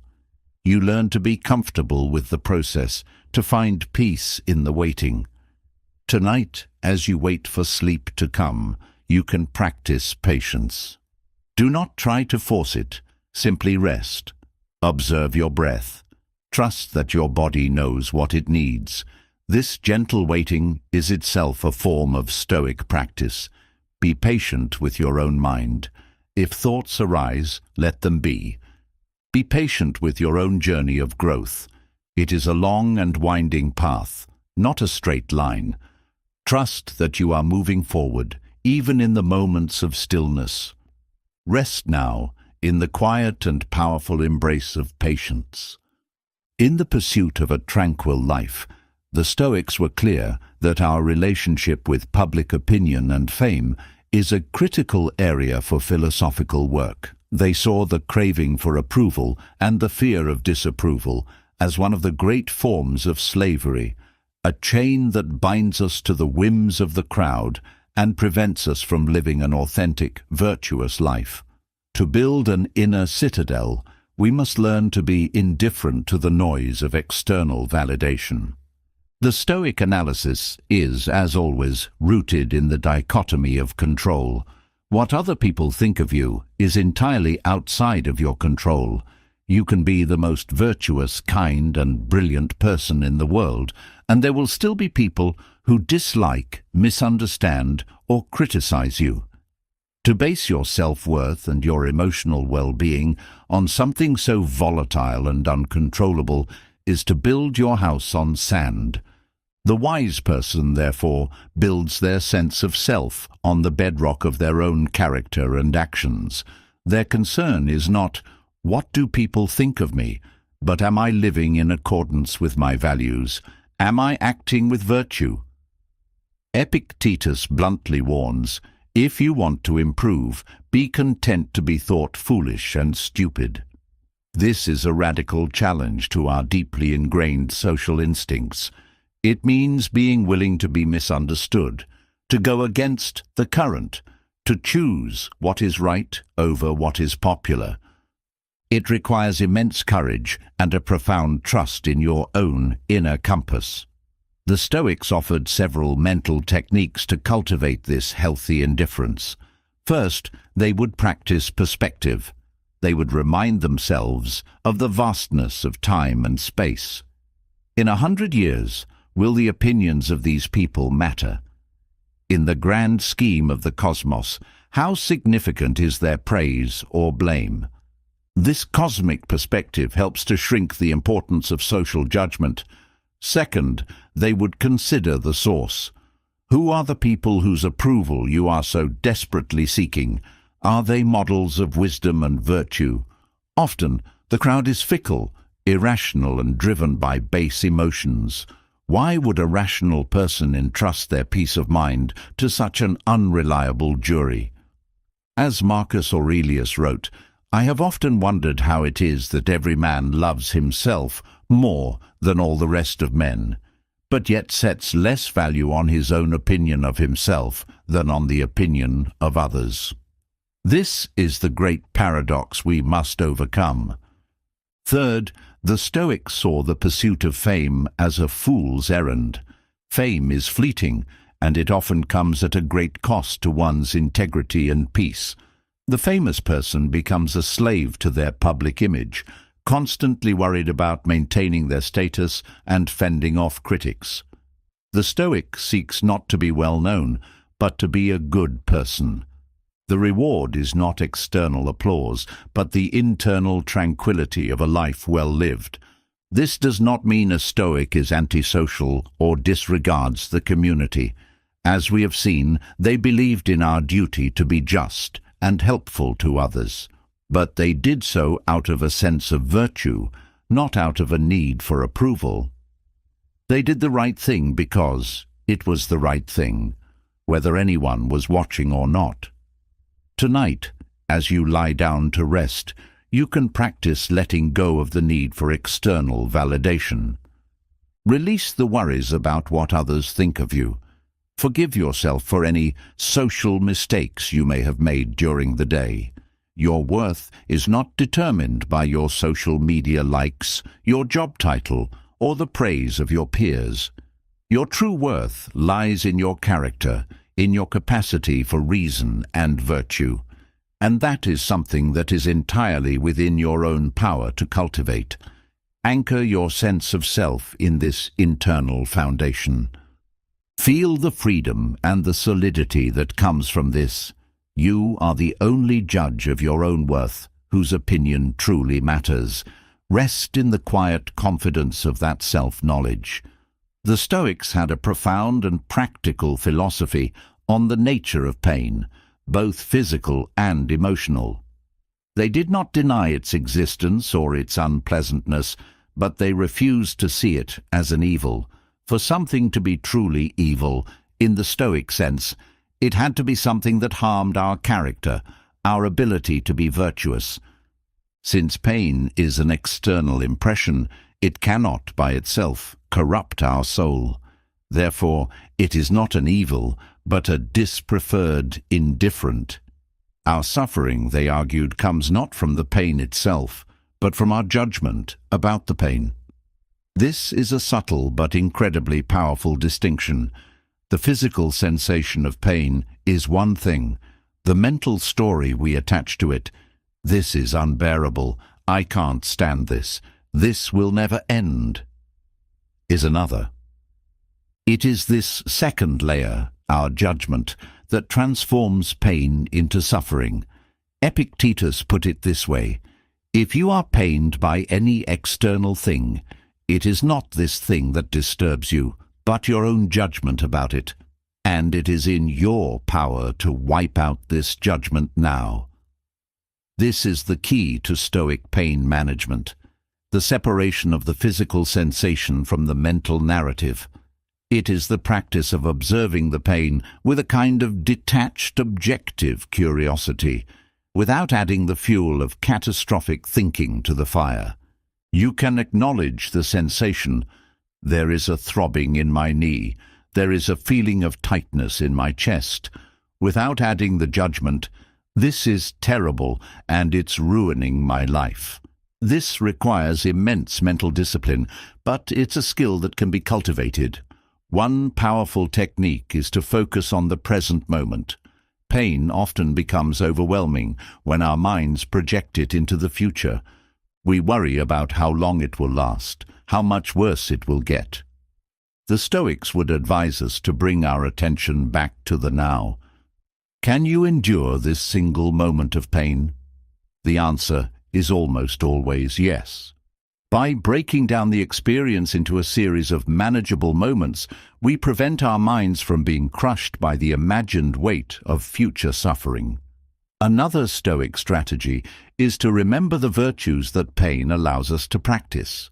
Physical pain is an opportunity to exercise courage, endurance, and patience. Emotional pain can be a catalyst for developing compassion, resilience, and wisdom. From this perspective, pain is not just something to be endured. It is a training ground for our character. It is a chance to prove our strength and to become a better, more resilient person. Marcus Aurelius, who suffered from chronic illness for much of his life, wrote extensively about this. He reminded himself to see pain as something that does no harm to the ruling faculty, our reason and our will. He would tell himself, this is neither unbearable nor unending, as long as you remember its limits and don't add to it by your own imagination. This is not about denying the reality of pain or toughing it out. It is a sophisticated psychological approach that empowers us to change our relationship with pain. It gives us agency in a situation where we can often feel helpless. We may not be able to eliminate the physical sensation, but we can refuse to surrender our inner peace to it. Tonight, if you are experiencing any form of pain, physical or emotional, you can gently apply these principles. Do not fight the sensation. Simply observe it. Acknowledge its presence without judgment. Remind yourself that it is a temporary sensation, and that you have the inner resources to endure it. Focus on your breath, and remember that this experience too is an opportunity to practice your virtue, to be courageous, to be patient, to be strong. Your soul is more powerful than your pain. Rest in that knowledge. The Stoics teach that our journey through life should be guided by intention, not by impulse. In a world that pulls our attention in 1,000 different directions, a life lived without a clear purpose can feel scattered, chaotic, and unfulfilling. The practice of living with intention is about consciously choosing our direction, aligning our daily actions with our deepest values, and moving through the world with a sense of purpose and clarity. This starts with defining your why. Why are you here? What kind of person do you want to be? What values do you want to embody? For a Stoic, the ultimate purpose is to live a life of virtue, to live in accordance with nature and reason. This becomes the guiding star, the North Star by which all other decisions are navigated. When you have this overarching purpose, it brings a sense of order and coherence to your life. Your daily choices are no longer random, they're expressions of this core intention. Living with intention means you are the author of your life, not a passive character being written by external circumstances. It is the difference between consciously steering your ship and simply drifting with the currents. This requires mindfulness and self-awareness. You must be present in your own life, paying attention to your choices and their consequences. It means regularly pausing to ask yourself, is this action, this thought, this commitment moving me closer to the person I want to be, or is it taking me further away? This is not about rigid, inflexible planning. The Stoics were well aware of the unpredictable nature of life.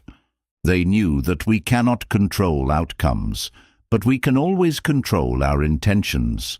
You can intend to be a compassionate and patient parent, even if your child is having a difficult day. You can intend to be a diligent and honest employee, even if your project faces unexpected setbacks. Your intention is the one thing that is always and completely within your control. This focus on intention rather than outcome is a profound source of peace. It frees you from the anxiety of needing things to turn out a certain way. Your success is not measured by external achievements, but by the integrity of your own efforts. As long as you are acting with good intention, with virtue, you are succeeding in the way that matters most.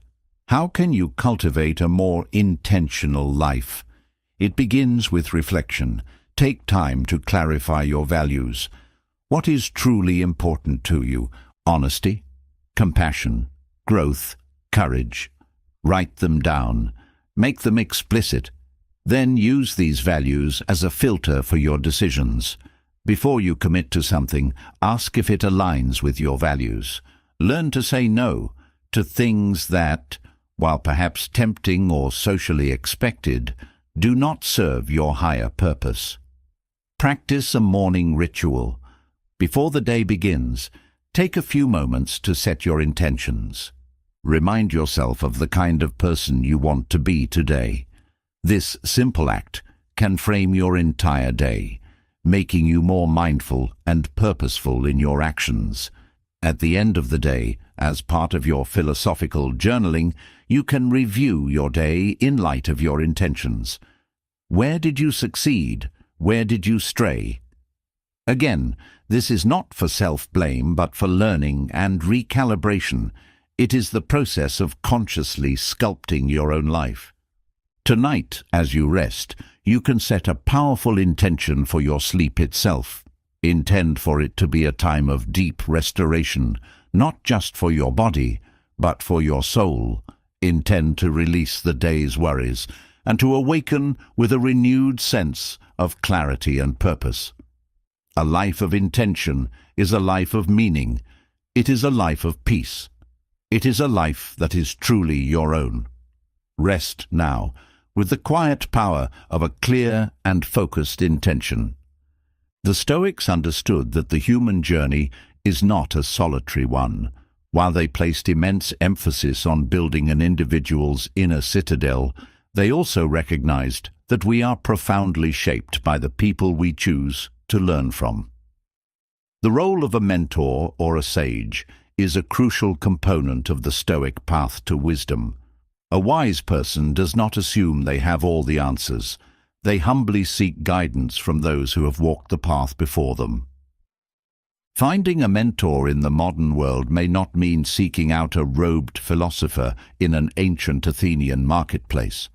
A mentor can be anyone who embodies the virtues you wish to cultivate. It could be a teacher, a boss, a family member, a historical figure, or even a character in a book. The key is to identify people who live with integrity, courage, and wisdom, and to consciously choose to learn from them. Seneca, in his letters to Lucilius, played the role of a mentor. He shared his wisdom, offered guidance, and encouraged his friend on the philosophical path. He also urged Lucilius to find his own role models. "Choose a Cato," he wrote. Or, if Cato seems too severe a model, choose some Laelius, a man of a gentler spirit. The idea is to have a guardian, a moral exemplar whose imagined presence can guide your actions. Before you act, you can ask yourself, what would this person do in this situation? Would they approve of my choice? This practice provides a powerful external check on our impulses and helps to keep us aligned with our highest values. The Stoics also believed in the power of learning from the collective wisdom of the past. They were avid readers of the philosophers who came before them. They studied their teachings, debated their ideas, and sought to integrate their wisdom into their own lives. This is a form of mentorship that is available to all of us. The great books, the timeless philosophical texts, are a wellspring of guidance. By engaging with these minds, we are, in a sense, being mentored by the wisest souls in human history. We can learn from their successes, their failures, and their profound insights into the human condition. When choosing a mentor or a role model, the Stoics would advise us to look not at their external achievements, their wealth, fame, or power, but at their character. The true measure of a person is their virtue. Is this person just? Are they courageous? Do they have mastery over themselves? Are they wise? These are the qualities to seek and to emulate. This practice of mentorship also cultivates humility. It is the recognition that we do not have all the answers, that we are fallible, and that we have much to learn. This humility is a prerequisite for true wisdom. The arrogant person who believes they know everything is unteachable. The humble person who is aware of their own ignorance is always open to growth. Tonight, as you prepare for rest, you can reflect on the mentors in your own life. Who are the people, living or dead, who inspire you to be a better person? Bring their image to your mind. Feel gratitude for the wisdom and guidance they offer. You can also set an intention to be more open to learning from the people you encounter every day. Every person you meet has something to teach you, even if it is a lesson in what not to do. By adopting the mindset of a humble student, you turn your entire life into a classroom and everyone you meet into a potential teacher. Rest now in the company of the wise, knowing that you are part of a great tradition of seeking, learning, and growing. The Stoic concept of the body is one of pragmatic and respectful stewardship. They viewed the body not as the self, but as the vessel for the self, the soul, or the ruling faculty of reason. The body is a preferred indifferent. It is preferable to have a healthy, functional body than a sick or weak one. But our physical state does not determine our virtue or our capacity for happiness. Our true self, our character, is independent of our physical form. This perspective is incredibly liberating, especially in a modern culture that is often obsessed with physical appearance and the pursuit of bodily perfection. The Stoic would see this obsession as a mistake, a misplacing of value. To invest one's self-worth in something as fragile and temporary as the body is to set oneself up for inevitable suffering. The body will age, it will get sick, it will eventually fail. To cling to its youth and beauty is to fight a losing battle against nature. The wise person, therefore, cultivates a healthy detachment from their physical form. They care for their body, but they do not identify with it. They treat it as a tool, a partner in the project of living a virtuous life. This means taking rational care of one's health. The Stoics were not advocates for a life of hedonistic indulgence or, conversely, of extreme asceticism that harms the body. They would recommend a balanced diet, moderate exercise, and adequate rest, not for the sake of vanity, but because a healthy body is a more effective instrument for the soul. A mind is clearer and more capable of rational thought when it is not clouded by the fog of poor health. However, they also practiced voluntary hardship, as we have discussed, to train themselves not to be slaves to bodily comfort. By intentionally experiencing hunger, cold, or physical exertion, they proved to themselves that their spirit could remain tranquil and strong even when their body was uncomfortable. This builds a profound resilience to physical hardship.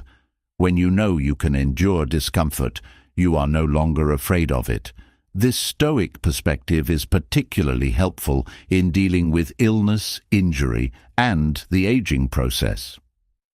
When the body weakens or is in pain, it is easy to fall into despair.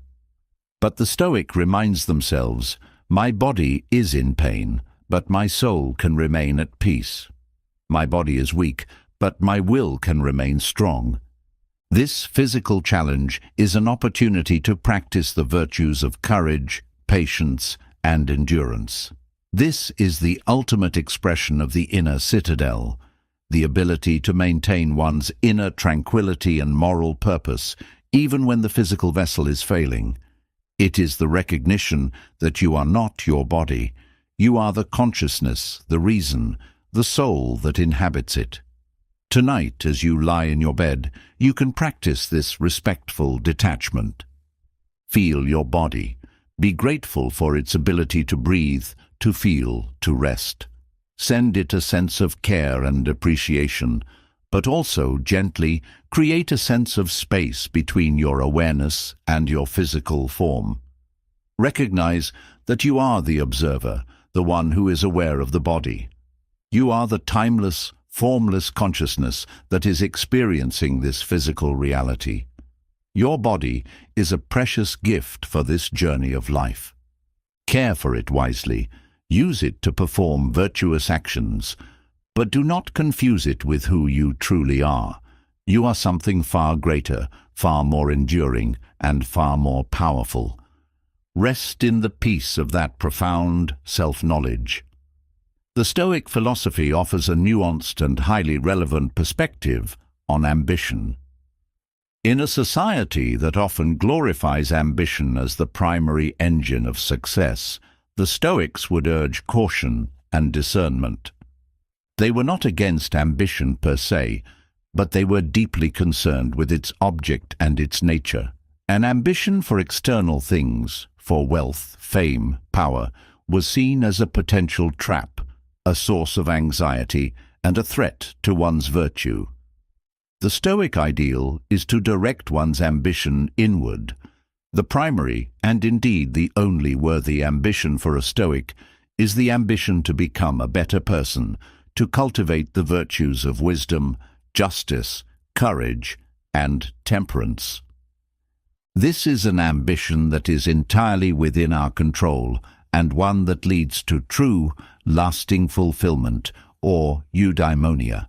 When your ambition is to be a person of integrity, every day presents countless opportunities for success. You can succeed in being patient in a traffic jam. You can succeed in being honest in a difficult conversation. You can succeed in being generous when no one is watching. This kind of ambition is not dependent on the approval of others or the whims of fortune. It is a source of profound self-respect and inner peace. What about ambition for external goals, like a successful career or a creative project? The Stoics would not necessarily discourage this, but they would advise us to approach it with a specific mindset. The key is the reserve clause, the practice of undertaking an action with a reserve clause, upexeresis in Greek. This means that you apply your full effort and intention to an external goal, but you always add a mental footnote. If nothing prevents me, or fate permitting. You do your very best, but you detach yourself from the outcome. You control the process, but you accept that the result is not entirely up to you. This is the attitude of the Stoic archer. The archer does everything in their power to shoot the arrow well. They control their stance, their breath, their aim, their release. This is their virtue in action. But once the arrow leaves the bow, it is subject to the wind and other factors beyond their control. The archer's success is not defined by whether the arrow hits the bullseye, but by whether they shot the arrow with skill and focus. They did their part well. The rest is up to fate. By adopting this mindset, you can be ambitious without being anxious. You can pursue great things in the world without making your inner peace a hostage to your success. You are free to strive, to create, to lead, but your self-worth is not on the line. If you succeed, you accept it with gratitude and without arrogance. If you fail, you accept it with equanimity and without despair, knowing you did your best. You learn from the experience and move on. This is a powerful way to navigate the challenges of a competitive world. It allows you to be effective and driven while maintaining your inner citadel of calm. It protects you from the emotional roller coaster of highs and lows that comes with a life fixated on external results. Tonight, reflect on your own ambitions. What are you striving for? Is your primary ambition for external things or for the development of your own character? Can you reframe your external goals with the reserve clause? Can you learn to find your satisfaction in the effort, in the process, in the virtuous action itself, rather than solely in the outcome? Set an intention to be ambitious in the Stoic sense. Be ambitious for wisdom. Be ambitious for courage. Be ambitious for kindness. This is the one ambition that will never lead to disappointment. It is the path to a life that is not just successful in the eyes of the world, but is truly good, peaceful, and free. The art of listening is a deeply underrated and profoundly Stoic practice. In a world filled with noise, where everyone is eager to express their own opinion, the person who can truly listen possesses a rare and powerful skill. For the Stoics, listening was not a passive act of hearing words, but an active process of understanding, empathy, and rational analysis. It is a cornerstone of wisdom and a vital component of living a just and harmonious social life. Epictetus, the great Stoic teacher, famously said, "We have 2 ears and 1 mouth, so that we can listen twice as much as we speak." This is not just a clever aphorism, it is a deep philosophical prescription. Why is listening so important? Firstly, it is the primary way we learn. The wise person is a perpetual student. and they know that they can learn something from everyone they meet. By listening with an open and humble mind, we gain new perspectives, we challenge our own assumptions, and we expand our understanding of the world. The person who's always talking is trapped in the echo chamber of their own mind. The person who listens has access to the collective wisdom of humanity. Secondly, true listening is an act of justice and respect. When you give someone your full, undivided attention, you are validating their humanity. You are saying, "I see you. I hear you. Your perspective matters." This is a profound gift to offer another person, and it is the foundation of strong, trusting relationships. In a world of distraction, where people are often half listening while scrolling through their phones, the simple act of present, focused listening can be a radical act of kindness. Thirdly, listening is crucial for self-control and emotional regulation. Often, our impulsive, angry, or defensive reactions come from a failure to listen. We react not to what the person actually said, but to what we thought they said, or what we feared they meant. By training ourselves to listen patiently and fully before we respond, we create that vital space for reason to operate. We can seek to understand before we seek to be understood. We can ask clarifying questions. We can separate the objective facts of what was said from our own subjective interpretation. This practice is a powerful way to de-escalate conflict and to maintain our own inner peace. How can we become better listeners? It starts with the intention to do so. In your next conversation, make a conscious effort to be fully present. Put away distractions. Make eye contact. Listen not just to the words, but to the emotions behind them. Try to understand the other person's perspective from their point of view, not just your own.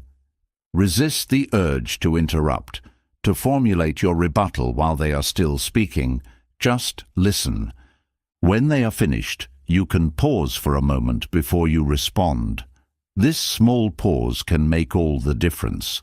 It allows you to process what you have heard and to choose your response with wisdom and intention rather than reacting from impulse.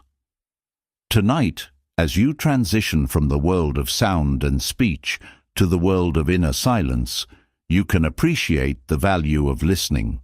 Your own mind is constantly talking. You can practice listening to your own thoughts with the same patient, non-judgmental attention you would offer a friend. What are your thoughts telling you? What are your deeper feelings trying to communicate? By becoming a good listener to your own inner world, you cultivate a profound self-awareness that is the bedrock of a tranquil life. Rest now in the deep, receptive silence. In the Stoic pursuit of a virtuous life, humility is not a sign of weakness, but a mark of profound wisdom. It is the clear-sighted and honest recognition of our own fallibility, our limitations, and our place in the vastness of the cosmos. Humility is the antidote to arrogance, or hubris, which the ancient Greeks saw as one of the greatest and most dangerous of human flaws. The arrogant person believes they are superior, that they have all the answers, and that they are exempt from the laws of nature and fortune. This is a fragile and delusional state, one that is easily shattered by the realities of life. The humble person, on the other hand, is grounded in reality. They know that they are a work in progress, that there is always more to learn, and that they are subject to the same fate as all other human beings. This is not a source of despair, but of a quiet and steady strength. The Stoic practice of humility begins with self-awareness. The philosophical diary is a tool for this, a place to honestly assess our own actions and to recognize our mistakes without harsh self-judgment. By acknowledging our own capacity for folly, we become more tolerant and compassionate towards the failings of others. The person who is acutely aware of their own flaws is less likely to be arrogantly judgmental of their neighbors. The view from above is another powerful practice for cultivating humility. When we contemplate the infinite expanse of the universe and the brief span of our own existence, our ego naturally recedes. Our personal achievements and failures, which seem so monumental from our ground-level perspective, are seen for what they are, small, fleeting events in an immense cosmic drama. This doesn't make our lives insignificant. It makes them part of a magnificent and awe-inspiring whole, which is a profoundly humbling realization. Humility also shapes our approach to learning. The person who thinks they know everything is unteachable. Their mind is closed. The humble person who recognizes the vastness of their own ignorance is a perpetual student. They are open to new ideas, they listen with curiosity, and they are willing to change their mind in the face of reason and evidence. As Socrates, a major influence on the Stoics, famously said, "The only true wisdom is in knowing you know nothing." This is the intellectual humility that is the gateway to all true knowledge. In our social interactions, humility means letting go of the need to be right, to win every argument, or to have the last word. It means valuing collaboration over competition and understanding over assertion. It is the quiet confidence that does not need to boast or to dominate. It is the strength to admit when you are wrong and to apologize sincerely. This is not about having low self-esteem.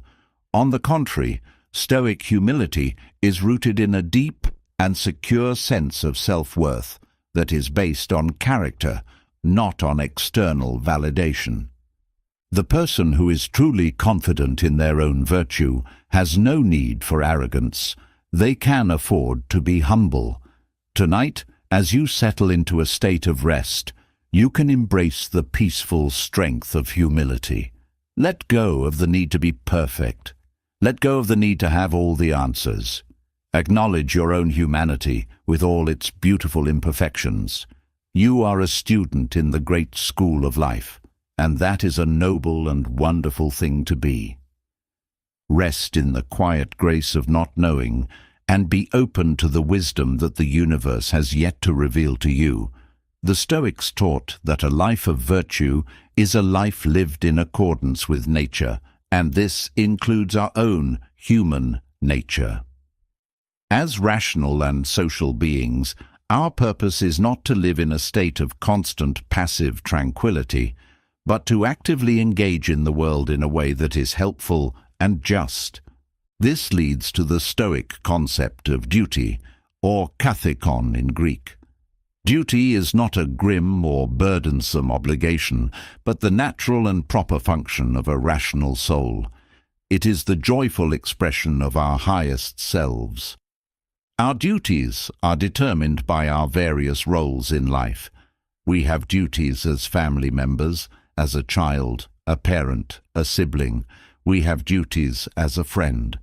We have duties as a citizen of our community and of the world. And we have a fundamental duty to ourselves to cultivate our own character and to live a life of integrity. For a Stoic, fulfilling these duties is not a chore to be endured. It is the very substance of a good life.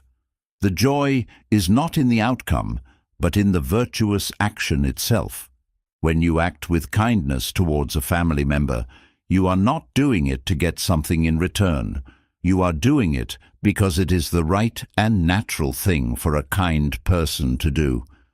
The reward is in the act itself. This focus on duty and process rather than on results is a powerful source of inner peace. We cannot always control the outcomes of our actions. We can care for a sick relative with all the love and diligence in the world, but we cannot control the course of their illness.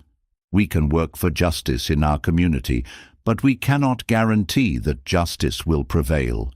But we can always control our own efforts, our own intentions. By focusing on fulfilling our duty to the best of our ability, we find a satisfaction that is independent of external results. We can rest with a clear conscience, knowing we have done our part. Marcus Aurelius, as emperor, felt a profound sense of duty to his people.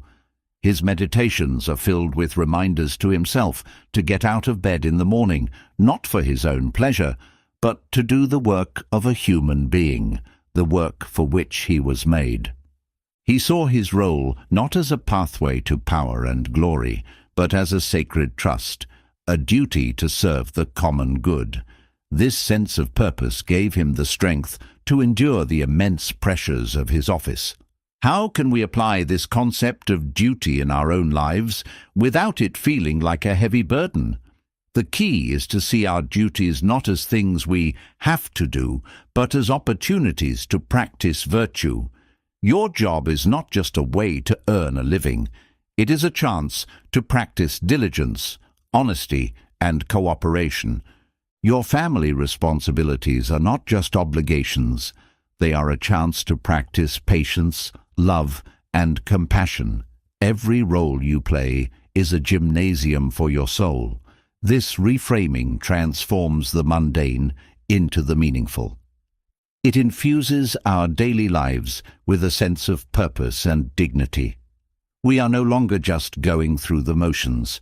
We are actively engaged in the great work of becoming better human beings and making the world a better place. Tonight, as you lie down to rest, you can reflect on your own roles and the duties they entail, not with a sense of pressure, but with a sense of gratitude for the opportunities they provide. Feel the quiet satisfaction that comes from a day where you have tried your best to fulfill your duties, to be a good friend, a good family member, a good citizen. This is the peace that comes not from avoiding responsibility, but from embracing it with a willing and virtuous heart. Rest now, knowing that in fulfilling your duties, you are aligning yourself with the rational order of the universe and finding your own true purpose. As we draw this journey through the core tenets of Stoicism to a close for the night, it is fitting to revisit the practice that ties all the others together: self-reflection. The Stoic life is an examined life. It is a life of constant, gentle, and honest self-observation. Without this practice, the philosophical principles remain just beautiful ideas. It is through self-reflection that they become embodied wisdom, a lived reality. The Stoics were not interested in dogma or blind belief. They were interested in what works, in what actually leads to a life of tranquility and virtue. And the only way to know what works for you is to pay attention to your own inner experience. This is why the philosophical diary, as practiced by Seneca and Marcus Aurelius, is such a powerful and central tool.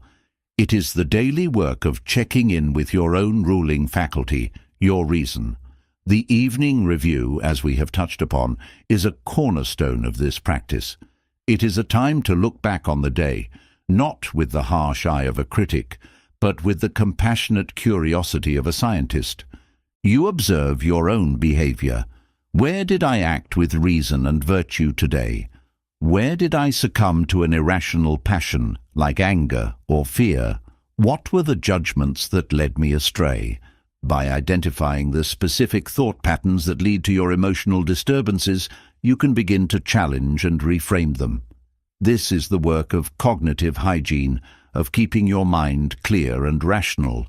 This practice cultivates a profound sense of personal responsibility. The Stoic does not blame external events or other people for their unhappiness. They know that their inner state is their own creation. The diary is a tool for taking ownership of that creation. It is a commitment to being the conscious author of your own life story, rather than a passive victim of its plot twists. Self-reflection also helps us to track our progress. The path to wisdom is long, and it is not always a straight line. There will be good days and bad days. The diary allows you to see your journey over time. You can look back and see how far you have come, how you're no longer troubled by things that used to cause you immense anxiety, how you have become more patient, more courageous, more just. This provides encouragement and reinforces your commitment to the path. It proves to you that the philosophy works.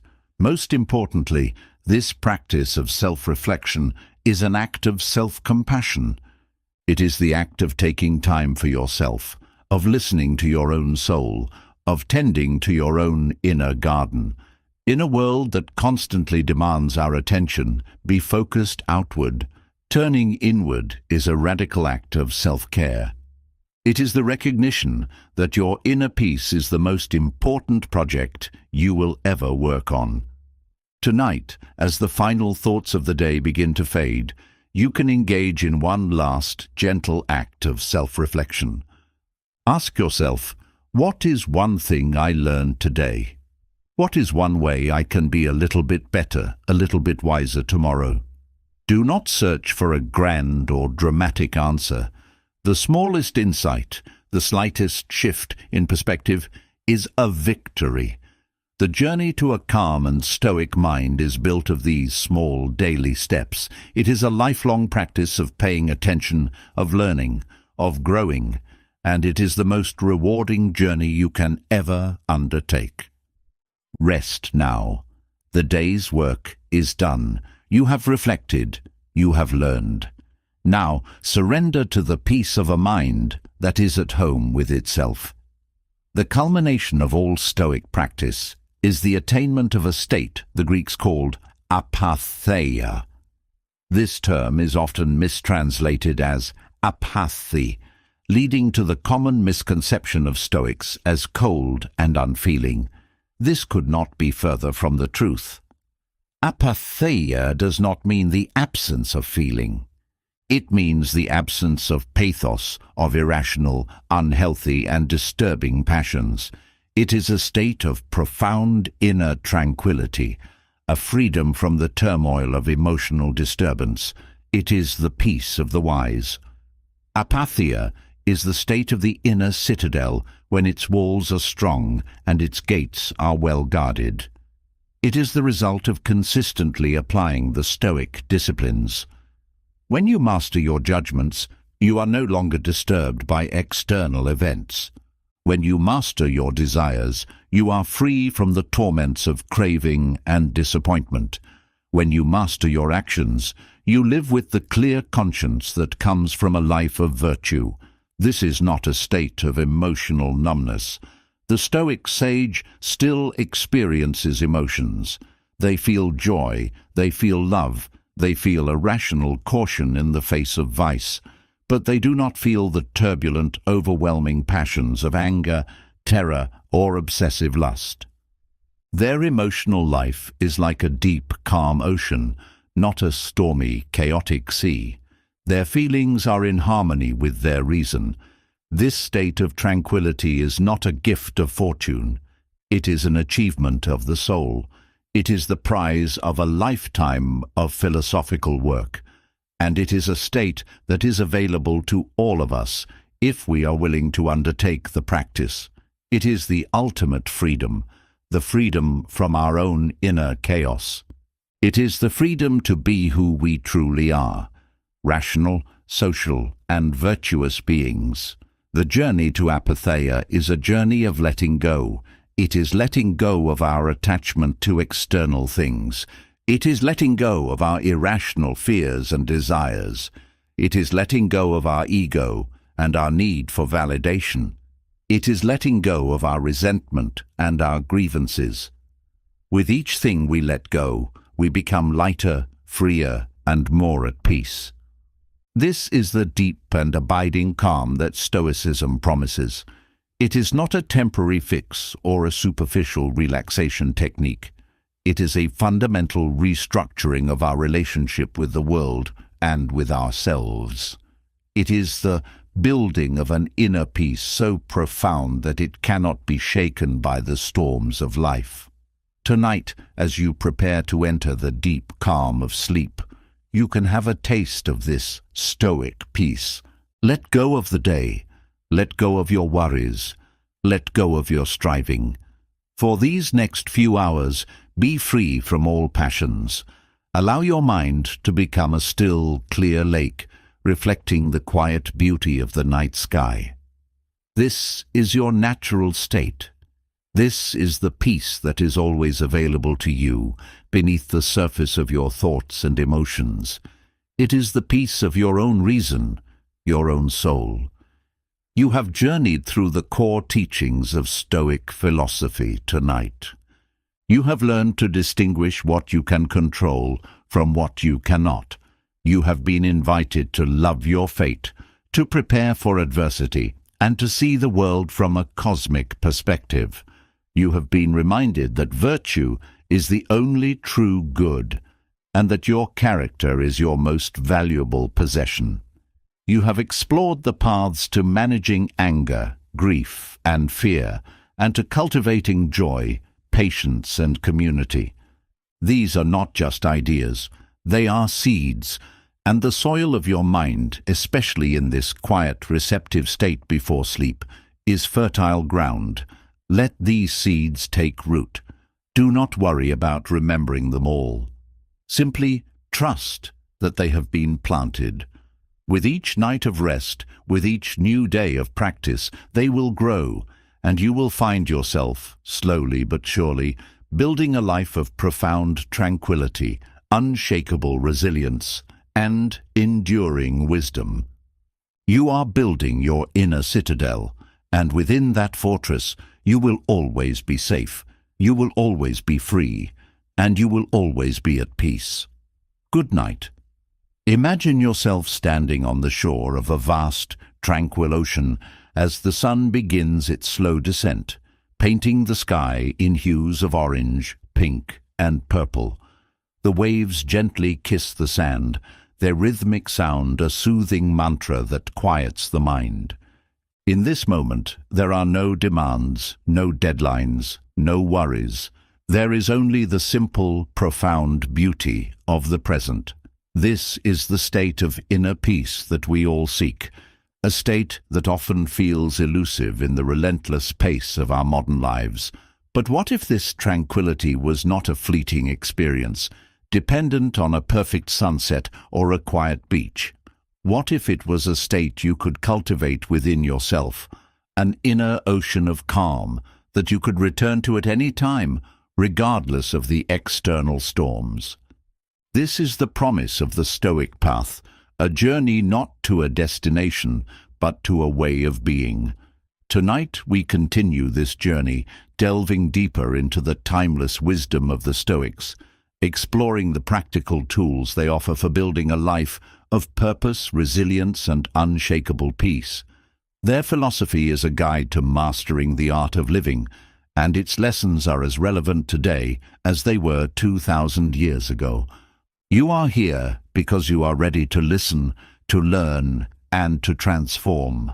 So, take a deep breath, release the tensions of the day, and let the gentle current of this ancient wisdom carry you towards a state of deep and restful calm. Let us begin with a cornerstone of Stoic thought that is both profoundly simple and radically transformative: the power of perspective. The Stoics understood that our experience of reality is not shaped by events themselves, but by the lens through which we view them. Our judgments, our interpretations, our inner narratives, these are the powerful filters that color our world. As Marcus Aurelius wrote in his Meditations, life itself is but what you deem it. This is an incredible statement of empowerment. It means that we are the artists of our own experience. We can choose to paint our lives with the dark colors of fear, resentment, and victimhood, or we can choose the bright hues of courage, gratitude, and opportunity. The Stoic practice is to consciously and deliberately choose the latter. One of the most powerful techniques for shifting perspective is what we've called the view from above. It is the practice of mentally zooming out from our immediate situation to see it within a larger context. When you are feeling overwhelmed by a problem at work, you can imagine yourself looking down on your office from the sky, then from space. From that cosmic vantage point, how significant does that problem really seem?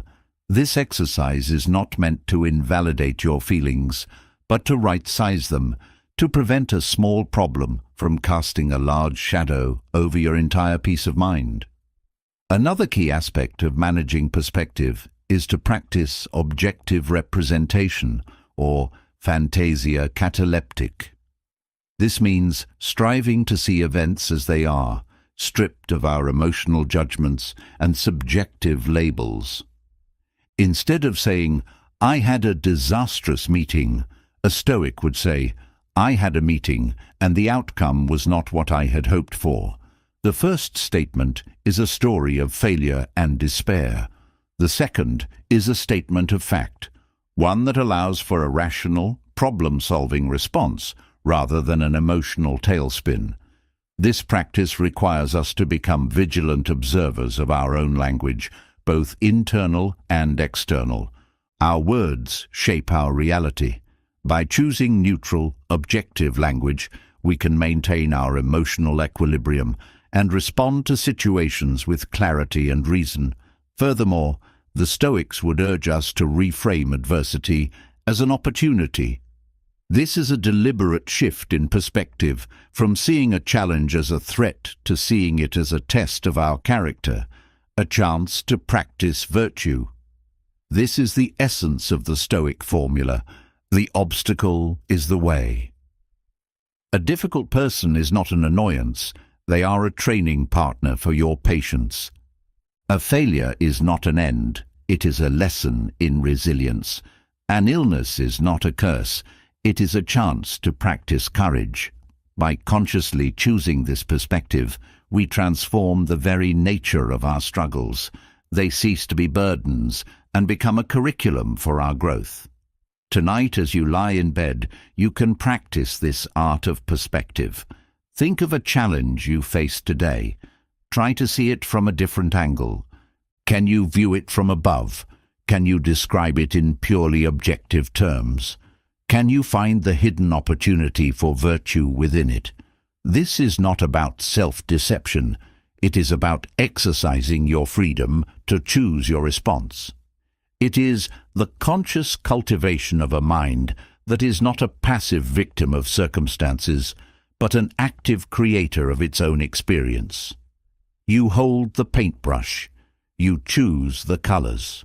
Rest now, with the peaceful power of a master artist, ready to paint a masterpiece of a day tomorrow. The Stoic path is one of continuous self-improvement, a lifelong commitment to moving from ignorance to wisdom. This journey requires humility, diligence, and a clear understanding of the process of learning itself. The Stoics were not interested in knowledge for its own sake, for intellectual display. They were interested in wisdom, knowledge that is integrated, embodied, and used to live a better life. The first step on this path is the Socratic recognition of one's own ignorance. "The only true wisdom is in knowing you know nothing," said Socrates, a major inspiration for the Stoics. This is not false modesty. It is the essential prerequisite for all learning. The person who thinks they already have all the answers has a closed mind. Their cup is full and nothing new can be added. The person who is aware of their own ignorance has an open, curious, and receptive mind. They are ready to learn. Once we have embraced this humility, the next step is to seek out wisdom. The Stoics were great believers in the value of mentorship. They sought out teachers and role models who embodied the virtues they wished to cultivate. As we have discussed, this can take many forms: a living mentor, the study of historical figures, or a deep engagement with philosophical texts. The key is to learn not just from the words of the wise, but from their character, from the example of their lives. Reading philosophy is a central part of this process. For the Stoics, reading was not a passive consumption of information. It was an active dialogue with the great minds of the past. Seneca advised his friend Lucilius to read with a purpose, to treat the words of philosophers as advice from a trusted friend or a physician for the soul. He recommended not just reading widely, but reading deeply, returning to a few key texts again and again until their wisdom becomes a part of your own thinking. But reading is not enough. The knowledge must be put into practice. It must be tested in the laboratory of your own life. This is where the philosophical diary becomes so crucial. It is the bridge between theory and practice. Each day you have the opportunity to apply the lessons you have learned. And each evening you have the opportunity to reflect on your experience. Did I apply the dichotomy of control today? Did I respond to a challenge with virtue? What judgments caused me to lose my peace? This process of application and reflection is how knowledge is transformed into true, embodied wisdom. The Stoic journey of learning is a gradual one. It is not about a sudden, dramatic enlightenment, but about a slow, steady, and persistent effort. As Epictetus said, no great thing is created suddenly, any more than a bunch of grapes or a fig. If you tell me that you desire a fig, I answer you that there must be time. Let it first blossom, then bear fruit, then ripen. We must be patient with ourselves. We will stumble. We will make mistakes. This is part of the process. The important thing is to get back up, to learn from our failures, and to continue the practice. Tonight, as you rest, you can affirm your commitment to this path of lifelong learning. Acknowledge the vastness of what you do not yet know, and feel the excitement and the humility that comes with that. Be grateful for the wisdom that is available to you in books, in the example of others, and within your own capacity for reason, and be patient with your own progress. You are a student in the greatest school of all, the school of life. And every day is a new lesson. Rest now with the peaceful and curious mind of a true philosopher. A fundamental aspect of the Stoic path to tranquility is the cultivation of a healthy relationship with our emotions.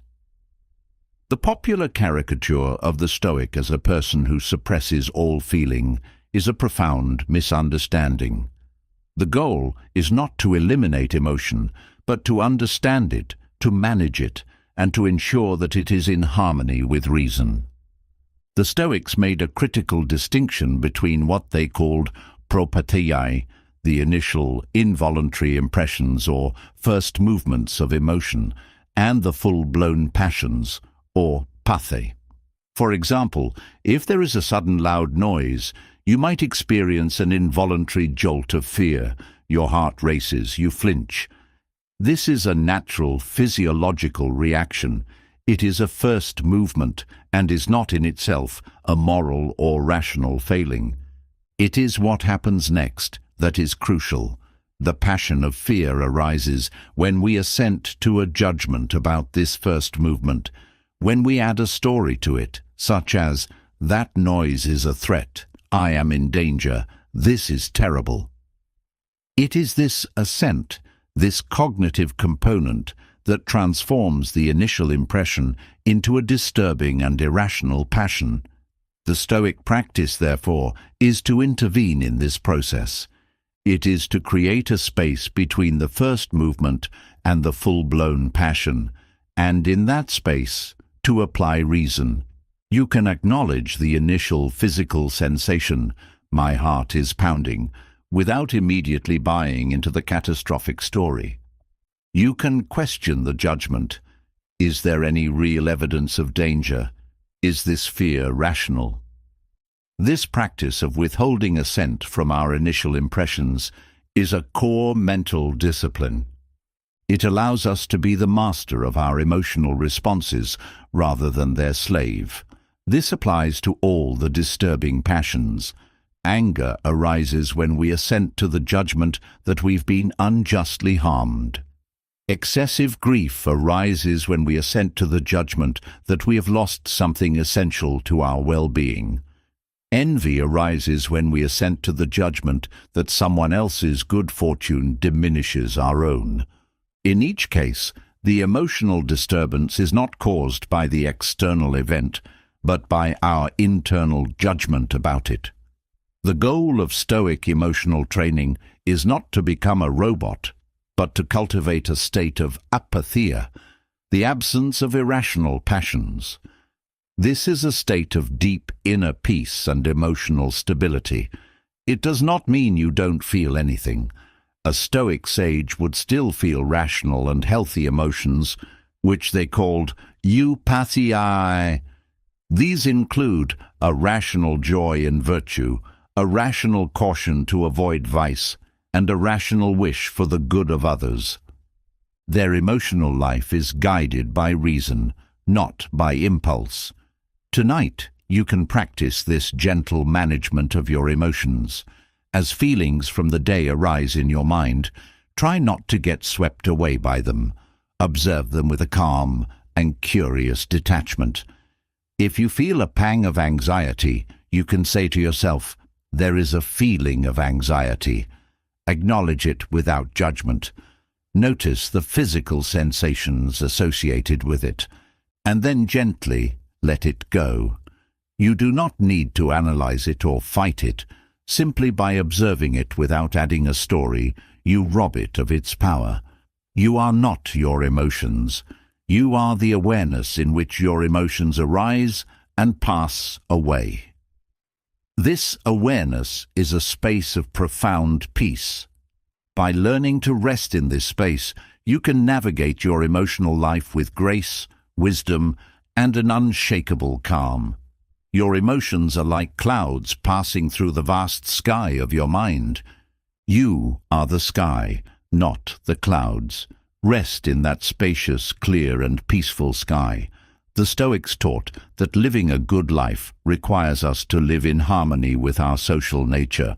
As we've explored, we are citizens of the cosmic city, and our well-being is tied to the well-being of the whole. This leads to a profound emphasis on our relationships with others. Stoicism offers a powerful and practical guide to navigating the complexities of our connections with family, friends, and the wider community. At the heart of Stoic relationship advice is the virtue of justice. This means treating every person with fairness, respect, and kindness, recognizing their inherent dignity as a fellow rational being. This is our fundamental duty. However, the Stoics were realists. They knew that people are flawed, that relationships can be difficult, and that we will inevitably be hurt or disappointed by others. Their advice is not to withdraw into a solitary shell, but to engage with others from a position of inner strength and philosophical preparedness. When dealing with difficult family members or friends, the Stoics would remind us to apply the dichotomy of control. We cannot control their behavior, their moods, or their opinions. We can only control our own response. Trying to change another person is a recipe for frustration. The wise approach is to accept them as they are, while maintaining our own boundaries and our own virtue. We can choose to be patient when they are difficult. We can choose to be compassionate, recognizing that their flaws often stem from their own ignorance or suffering. We can choose to respond with reason, rather than getting drawn into their emotional drama. This is not about being a doormat. It is about protecting our own inner peace, while still acting with kindness. In friendship, the Stoics valued quality over quantity. A true friendship for them was a friendship of virtue. It is a bond based not on utility or pleasure, but on a mutual admiration for each other's character and a shared commitment to living a good life. Seneca wrote that a true friend is a second self, someone with whom you can be completely honest, someone who challenges you to be better, and someone who supports you on your philosophical journey. These deep, authentic connections are one of life's greatest treasures. They are a source of joy, support, and profound growth. To cultivate such friendships, we must first strive to be such a friend ourselves. We must be trustworthy, loyal, and committed to our own virtue. Like attracts like. A person of good character will naturally attract other people of good character. In our broader community, the Stoic duty is to be a good citizen. This means contributing to the common good in whatever way we can, according to our abilities and our role. It means participating in public life with integrity, speaking the truth, and working for a more just and rational society. It is the outward expression of our inner commitment to virtue. Tonight, as you rest, you can reflect on your relationships. Bring to mind the people you love. Send them a feeling of gratitude and a wish for their well-being. Consider one relationship that is challenging for you. Practice seeing that person with compassion, and set an intention to bring more justice, patience, and understanding to your interactions tomorrow. Your relationships are a rich and vital part of your life. They are a training ground for your virtue and a source of profound connection. By approaching them with Stoic wisdom, you can build bonds that are not just pleasant, but are truly good, meaningful, and enduring. As we approach the end of our nightly journey, let us consolidate our understanding of the Stoic path to a calm and resilient mind. The various principles we have explored, the dichotomy of control, amor fati, virtue as the sole good, the management of emotions, the importance of community, are not separate, isolated techniques. They are all interconnected facets of a single, coherent system for living well. They all work together to help us build and maintain our inner citadel. This inner citadel is the ultimate goal of Stoic practice. It is a state of mind that is so well fortified with reason, virtue, and psychological resilience that it cannot be overthrown by the chaos of the external world. It is a state of apatheia, freedom from disturbing passions, and eudaimonia, a deep and abiding flourishing of the soul. The construction of this citadel is a lifelong project. It requires daily vigilance, practice, and reflection. It is like maintaining a beautiful and productive garden. Each day you must tend to it. You must pull the weeds of irrational judgments. You must water the seeds of virtue with your intentional actions. You must prune the overgrown branches of excessive desire. You must ensure the soil of your mind is fertile with gratitude and humility. This is not easy work. It requires effort and discipline. But the Stoics would argue that it is the most important and rewarding work a human being can do. For what is the point of gaining the whole world if you lose your own soul, your own inner peace? The strength of your citadel is tested not in times of peace, but in times of storm. When adversity strikes, and it will, that is when your philosophical training is put to the test. The person without a well-built citadel is swept away by the winds of fortune. They are plunged into anxiety, anger, or despair. Their happiness is a fragile thing, completely dependent on external circumstances. But the person who has diligently built their inner fortress can withstand the storm. They may be battered by the waves, but they are not broken.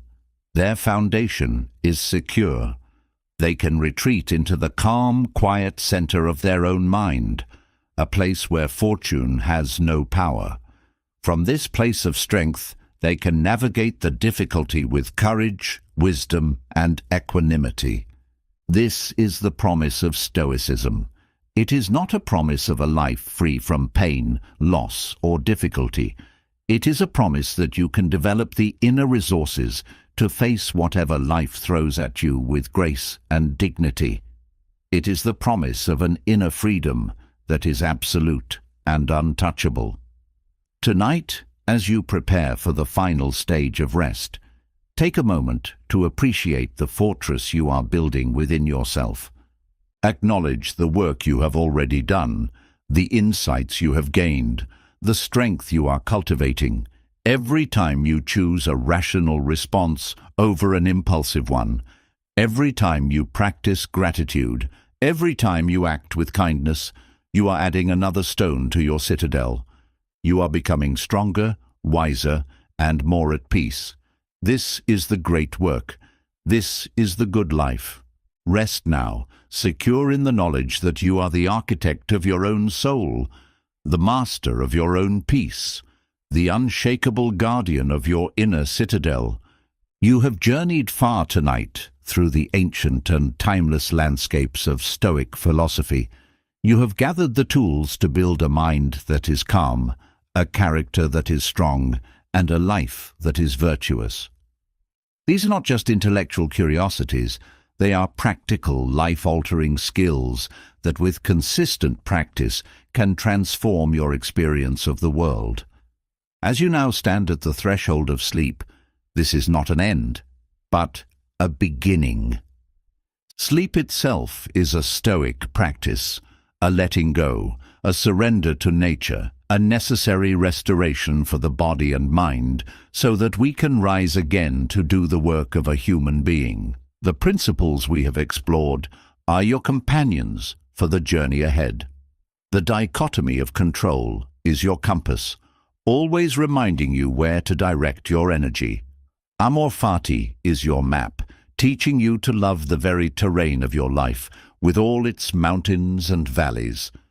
Virtue is your destination and your path, the sole good that gives your journey meaning. Premeditatio malorum is your shield, preparing you for the inevitable challenges you will face. The view from above is your telescope, offering you perspective and connecting you to the vast cosmic whole. Your inner citadel is your refuge, the fortress of tranquility you are building within your own soul, stone by stone, with each virtuous choice. Do not be daunted by the scope of this work. As Epictetus reminded us, no great thing is created suddenly. The path to wisdom is a gradual one, made of small, daily steps. Be patient and compassionate with yourself. Celebrate your progress, however small. And when you stumble, as we all do not despair. Simply get up, dust yourself off, learn the lesson, and continue on the path. The Stoic life is not a life of perfection, but a life of progress. It is a commitment to being a little bit better, a little bit wiser, a little bit more virtuous each and every day. This is a noble and worthy ambition, the most important ambition you can have. As you now drift into the deep, restorative peace of sleep, let these teachings settle into the quiet depths of your being. Allow your subconscious mind to absorb and integrate this wisdom so that you may awaken not just refreshed in body, but renewed in spirit. May you wake with a clear mind, a courageous heart, and a peaceful soul, ready to greet the new day as a new opportunity to practice the art of living well. The universe is waiting to see the unique and beautiful way you will play your part in its grand design. Rest now, wise philosopher. The work of the day is done. The peace of the night is yours. Imagine for a moment you are a sculptor, and the block of marble before you is your own life. Every day, with every choice, every thought and every action, you are chipping away, shaping the stone. Are you sculpting a masterpiece, a true reflection of your highest potential? Or are you letting the external world, with its random pressures and opinions, haphazardly dictate the form? This is the central question that philosophy, in its deepest sense, asks us to confront. And tonight, we continue our journey into the heart of this question, guided by the timeless wisdom of the Stoics. You are here, in this quiet space, because you are ready to take the chisel into your own hands. You are ready to consciously and deliberately sculpt a life of meaning, resilience, and profound tranquility. The teachings of ancient masters like Marcus Aurelius, Seneca, and Epictetus are not relics of a bygone era. They are a living, breathing guide for the modern soul. They offer us the tools to navigate the complexities of our world with grace and strength. As you settle in, let the noise of the day fade away. Let the worries about tomorrow recede. This is a time for you, a time to connect with the deep well of wisdom that resides within. Breathe slowly, and with each breath, let go of a little more of the tension you carry. Allow your mind to become a calm and receptive space, ready to absorb the lessons that have the power to reshape your world from the inside out. Tonight, we will not just learn, we will prepare to transform. The journey of a Stoic practitioner begins with a fundamental reorientation of what it means to be successful and what constitutes a truly good life. Our society often presents us with a very clear, albeit flawed, scorecard for success: wealth, status, possessions, and external achievements. The Stoics looked at this scorecard and saw it as a source of profound human suffering. They proposed a radical alternative. The only true measure of a good life is the quality of one's character, the cultivation of virtue. This is not to say that the Stoics were against having health, wealth, or good relationships. They called these things preferred indifference. It is preferable and natural to want them. However, they insisted that these external things are morally neutral. They do not make you a good or a bad person. A virtuous person can be poor, and a vicious person can be wealthy. Your moral worth and your capacity for true happiness or eudaimonia are completely independent of these external factors. This is an incredibly liberating idea. It means your happiness is not held hostage by the economy, by your boss's opinion, or by your social standing. It is entirely an inside job. The four cardinal virtues of Stoicism, wisdom, justice, courage, and temperance, are the four pillars of a good life. Wisdom is the ability to see the world clearly, to distinguish what is good, bad, and indifferent. Justice is the commitment to act with fairness and kindness towards our fellow human beings, recognizing our shared nature. Courage is the strength to face fear, pain, and adversity without compromising our principles. And temperance is the mastery of our own desires and impulses, the ability to live with moderation and self-control. The Stoic life is the daily practice of these virtues.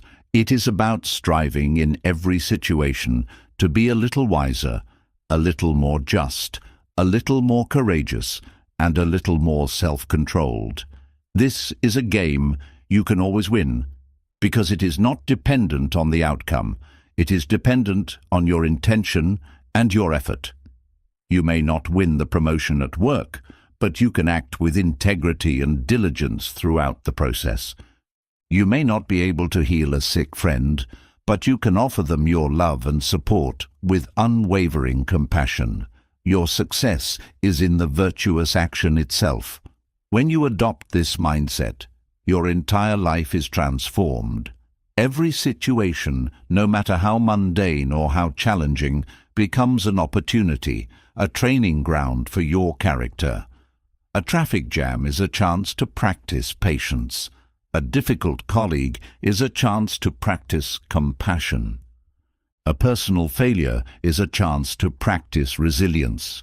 Life is no longer a series of events to be passively experienced. It is an active, ongoing project of sculpting your own soul. Tonight, as you lie in the stillness, reflect on your own definition of a good life. What is your scorecard? Are you measuring your worth by the fleeting standards of the external world, or by the enduring quality of your own character? Make a quiet commitment to yourself to shift your focus. Choose to value your integrity over your income, your compassion over your convenience, your courage over your comfort. This is the path to a wealth that can never be lost, a success that can never be taken away, and a peace that is truly unshakable. Rest now with the deep and quiet satisfaction of a person who knows what is truly valuable and is committed to cultivating it. To walk the Stoic path, one must become a master of their own mind. The Stoics were brilliant psychologists who understood that our inner world is not a chaotic mystery, but a system that can be understood, trained, and directed. The key to this mastery lies in understanding the power of our judgments, or what they called assents. They taught that it is not external events that cause our emotional disturbances, but the judgments we make about them. An event itself is neutral. It is the story we tell ourselves about the event that gives it its emotional charge. Epictetus put this with stark clarity. People are not disturbed by things, but by the views they take of them. This is the foundational principle of Stoic psychology. For example, the rain is just water falling from the sky. It is a neutral event. If you had planned an outdoor picnic, you might judge the rain as bad, and this judgment will lead to feelings of disappointment and frustration. If you are a farmer whose crops are dry, you might judge the same rain as good, leading to feelings of relief and joy. The rain itself has not changed, only the judgment has. This insight gives us incredible power. If our emotional state is determined by our judgments, and our judgments are within our control, then our emotional state is within our control. This is the essence of emotional resilience. The Stoic practice is to become a mindful observer of our own thought processes.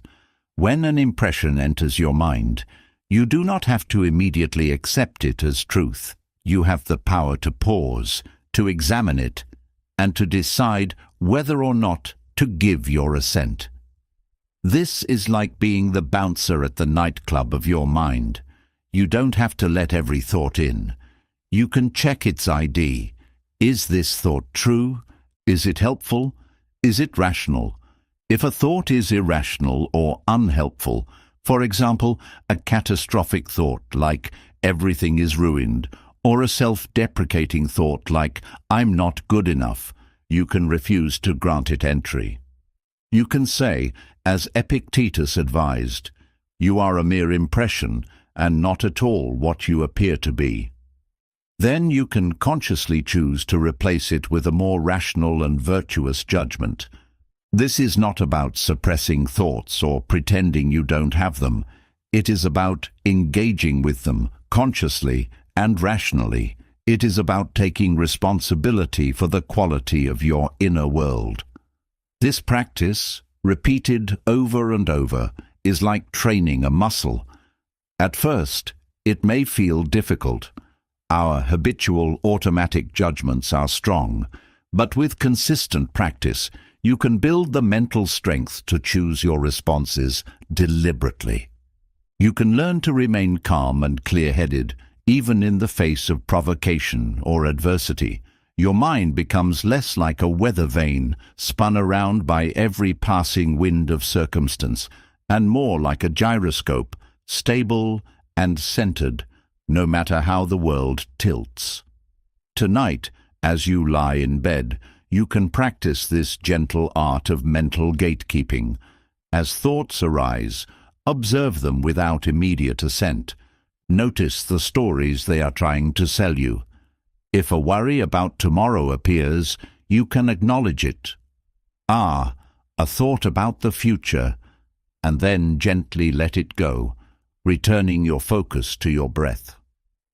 If a memory from the past brings a pang of regret, you can observe it, a thought about the past, and let it pass without getting entangled in its narrative. You are the master of your mind. You have the power to choose which thoughts you will entertain and which you will politely decline. Rest in the quiet authority of that power. Your mind is your sanctuary. Keep it peaceful. Keep it clear. The Stoic philosophy provides a powerful framework for navigating the inevitable reality of human fallibility, both our own and that of others. We live in a world of imperfect beings, and to expect perfection is to set ourselves up for constant disappointment and frustration. The Stoics, with their characteristic realism, offered a path to dealing with mistakes, insults, and injustices with grace and equanimity. It begins with our response to the flaws of others. When someone acts rudely, dishonestly, or unjustly, our immediate, untrained reaction is often anger. We feel personally wronged. The Stoics would urge us to pause and apply reason. They would argue that the person who does wrong harms themselves far more than they harm us. Their vice is a sign of their own ignorance and unhappiness. They are, as Marcus Aurelius often reminded himself, unable to distinguish good from evil. Seen from this perspective, the appropriate response is not anger, but a kind of compassionate pity, or at the very least, a clinical detachment. Their poor character is their problem, not yours. You should not allow their vice to infect your soul and disrupt your peace. The best revenge, as Marcus wrote, is to not be like your enemy. Your victory lies in maintaining your own virtue in the face of their lack of it. This also applies to how we handle insults. An insult is merely someone's opinion, and their opinion is an external thing outside of our control. Why should we give the uninformed judgment of another person the power to disturb our inner tranquility? The Stoic response is to be like a rock against which the waves crash in vain. You can choose to be indifferent to their words, recognizing them as meaningless noise, or you can even use humor, agreeing with the insult in a way that shows it has no power to harm you. This approach requires a strong inner citadel, a sense of self-worth that is based on your own character, not on the validation of others. Now let us turn the lens inward to how we deal with our own mistakes. We are often our own harshest critics. When we fall short of our own standards, we can fall into a spiral of guilt, shame, and self-recrimination. The Stoics would see this as an unhelpful and irrational passion. The goal is not to be perfect. The goal is to make progress. When you make a mistake, the rational response is not to berate yourself, but to analyze the error objectively, learn the lesson it has to teach, and resolve to do better in the future. Guilt and shame are backward-looking emotions that keep us stuck in the past. The Stoic is forward-looking. They accept their past mistakes without being defined by them. They use them as data for future improvement. Seneca advised that we should treat ourselves as we would treat a good friend. We would not relentlessly criticize a friend for a single mistake. We would offer them compassion, encouragement, and constructive advice. We must learn to offer ourselves the same grace. Forgiveness, therefore, is a twofold practice. It is forgiving others for their failings, not for their sake, but for our own, to free ourselves from the poison of resentment, and it is forgiving ourselves for our own imperfections, allowing us to move forward on the path of growth without being weighed down by the baggage of the past. Tonight, as you lie in the quiet, practice this dual forgiveness. Let go of any grudges you are holding against others. Release them from the prison of your judgment, and let go of any harsh criticism you are holding against yourself. Accept your own humanity with all its beautiful fallibility. You are learning. You are growing. That is all that can be asked of any of us. Rest now in the profound peace of a heart that is free from blame and full of grace. The Stoics taught that the universe is governed by an all-pervading reason, the Logos, and that our purpose as human beings is to live in accordance with this universal nature. A key part of our nature is our innate sociability. We are not designed to be solitary creatures. We are designed to live in communities, to cooperate, and to support one another. Therefore, our relationships and our role in the community are not peripheral concerns. They are central to a well-lived life. This understanding gives rise to the Stoic concept of oikeiosis, which can be translated as a sense of belonging or affinity. This sense begins with ourselves and expands outward in concentric circles, to our immediate family, our friends, our local community, our country, and ultimately to the entire human race, the cosmopolis or cosmic city. We are all fellow citizens of the universe. This perspective has profound ethical implications. If we are all part of one body, then the well-being of each part is connected to the well-being of the whole. Harming another person is like the left hand harming the right. It is irrational and unnatural. The primary social virtue for a Stoic is therefore justice, which encompasses fairness, kindness, honesty, and a commitment to the common good. Our interactions with others become a primary training ground for our character. Every day, we are presented with opportunities to be patient, to be compassionate, to be helpful, to be just. This does not mean that we should be naive or allow ourselves to be exploited.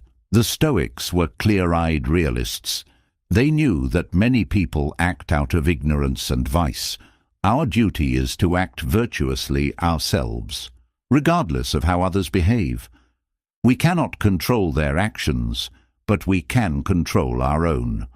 We can choose to respond to rudeness with calm, to dishonesty with integrity, to selfishness with generosity. In doing so, we not only protect our own inner peace, but also act as a positive force in the world, a small beacon of reason in the darkness of human folly. The role of friendship was particularly important to the Stoics. They distinguished between friendships of utility or pleasure and true friendships of virtue.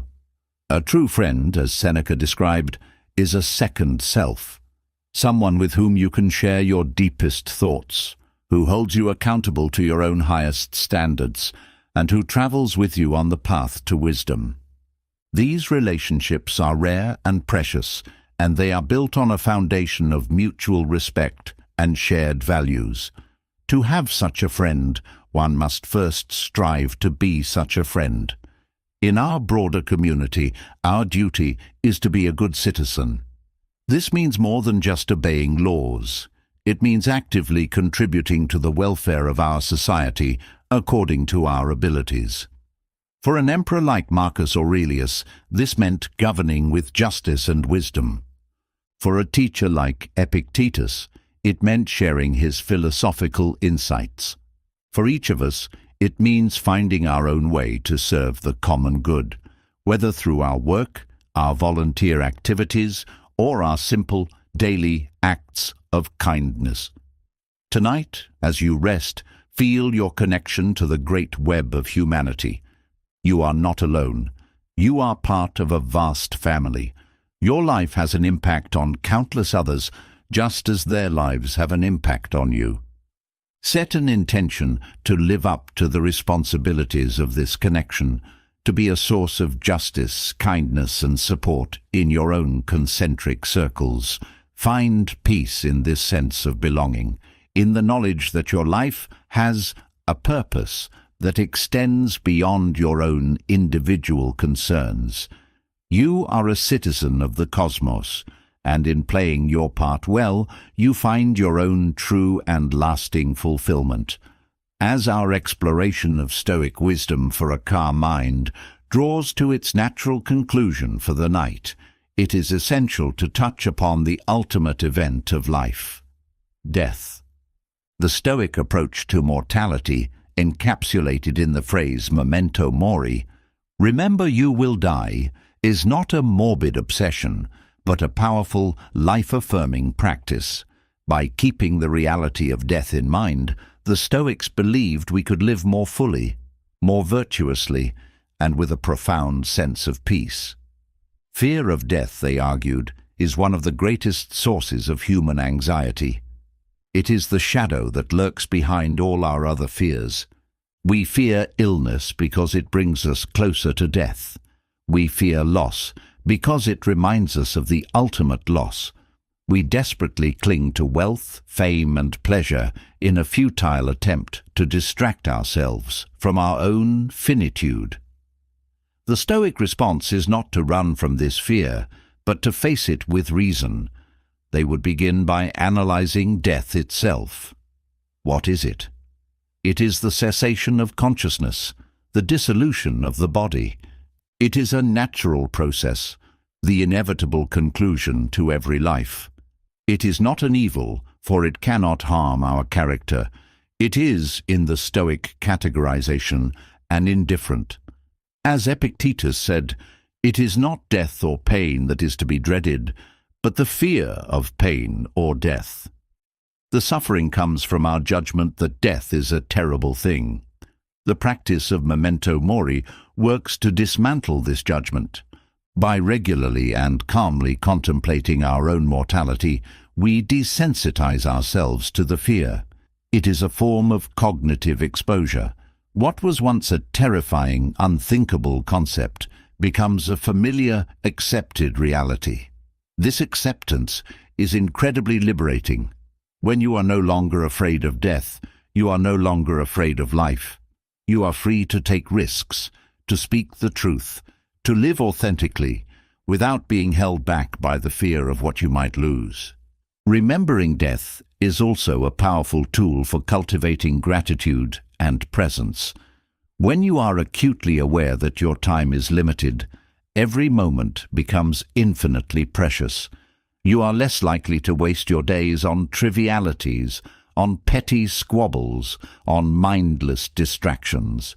You are more likely to focus on what truly matters: your relationships, your personal growth, your contribution to the world. You savor the simple beauties of existence: a sunrise, a conversation with a friend, the feeling of your own breath, because you know they will not last forever. This practice also provides the ultimate perspective. The view from above shows us our smallness in the cosmos, and memento mori shows us our smallness in time. In the face of our inevitable end, our daily anxieties and ego-driven dramas are revealed in their true, insignificant proportions. Is this argument really worth the precious, unrepeatable moments of my life? This question, asked honestly, can bring an instant sense of clarity and peace. Tonight, you can practice a gentle memento mori. As you lie in the stillness, acknowledge the simple, natural fact of your own mortality. This is not to create fear, but to awaken a sense of profound appreciation for the life you have right now. Be grateful for this day that has passed. Be grateful for this breath that you are breathing, and set an intention to live the day that comes tomorrow with the awareness, the purpose, and the joy of someone who knows that their time is a precious and finite gift. The secret to a good life is not to live forever, but to live well. By remembering death, you learn how to truly live. Rest now in the deep and peaceful wisdom of this ultimate truth. You have journeyed through the core principles of Stoicism, gathering the wisdom needed to cultivate a mind that is not only calm, but also strong, not only peaceful, but also resilient. You have learned that your power lies not in controlling the world, but in mastering yourself. you have discovered that true wealth is not in what you have, but in who you are. As you prepare to let sleep embrace you, understand that this is more than the end of a nightly lesson. It is the beginning of a daily practice. The Stoic path is not a destination you arrive at, but a road you walk, step by intentional step. The seeds of tranquility have been planted in the fertile ground of your mind. Now you must tend to them. Nurture them with your daily choices, with your moments of reflection, and with your commitment to living a life of virtue. Awaken tomorrow, not with the burden of expectation, but with the quiet joy of a fresh opportunity, an opportunity to be patient, to be courageous, to be kind, to be wise. Greet the challenges of the day not as obstacles, but as the very curriculum your soul needs to grow. See every interaction as a chance to practice justice and compassion, and at the end of the day, return to this place of quiet reflection, ready to learn, to let go, and to rest deeply once more. The peace you seek is not in a distant future or a different set of circumstances. It is here, now, within you, waiting to be cultivated. You are the gardener of your own soul. You are the architect of your inner citadel. You hold the power to live a life of profound meaning and unshakable peace. Rest well, philosopher. Your journey has just begun.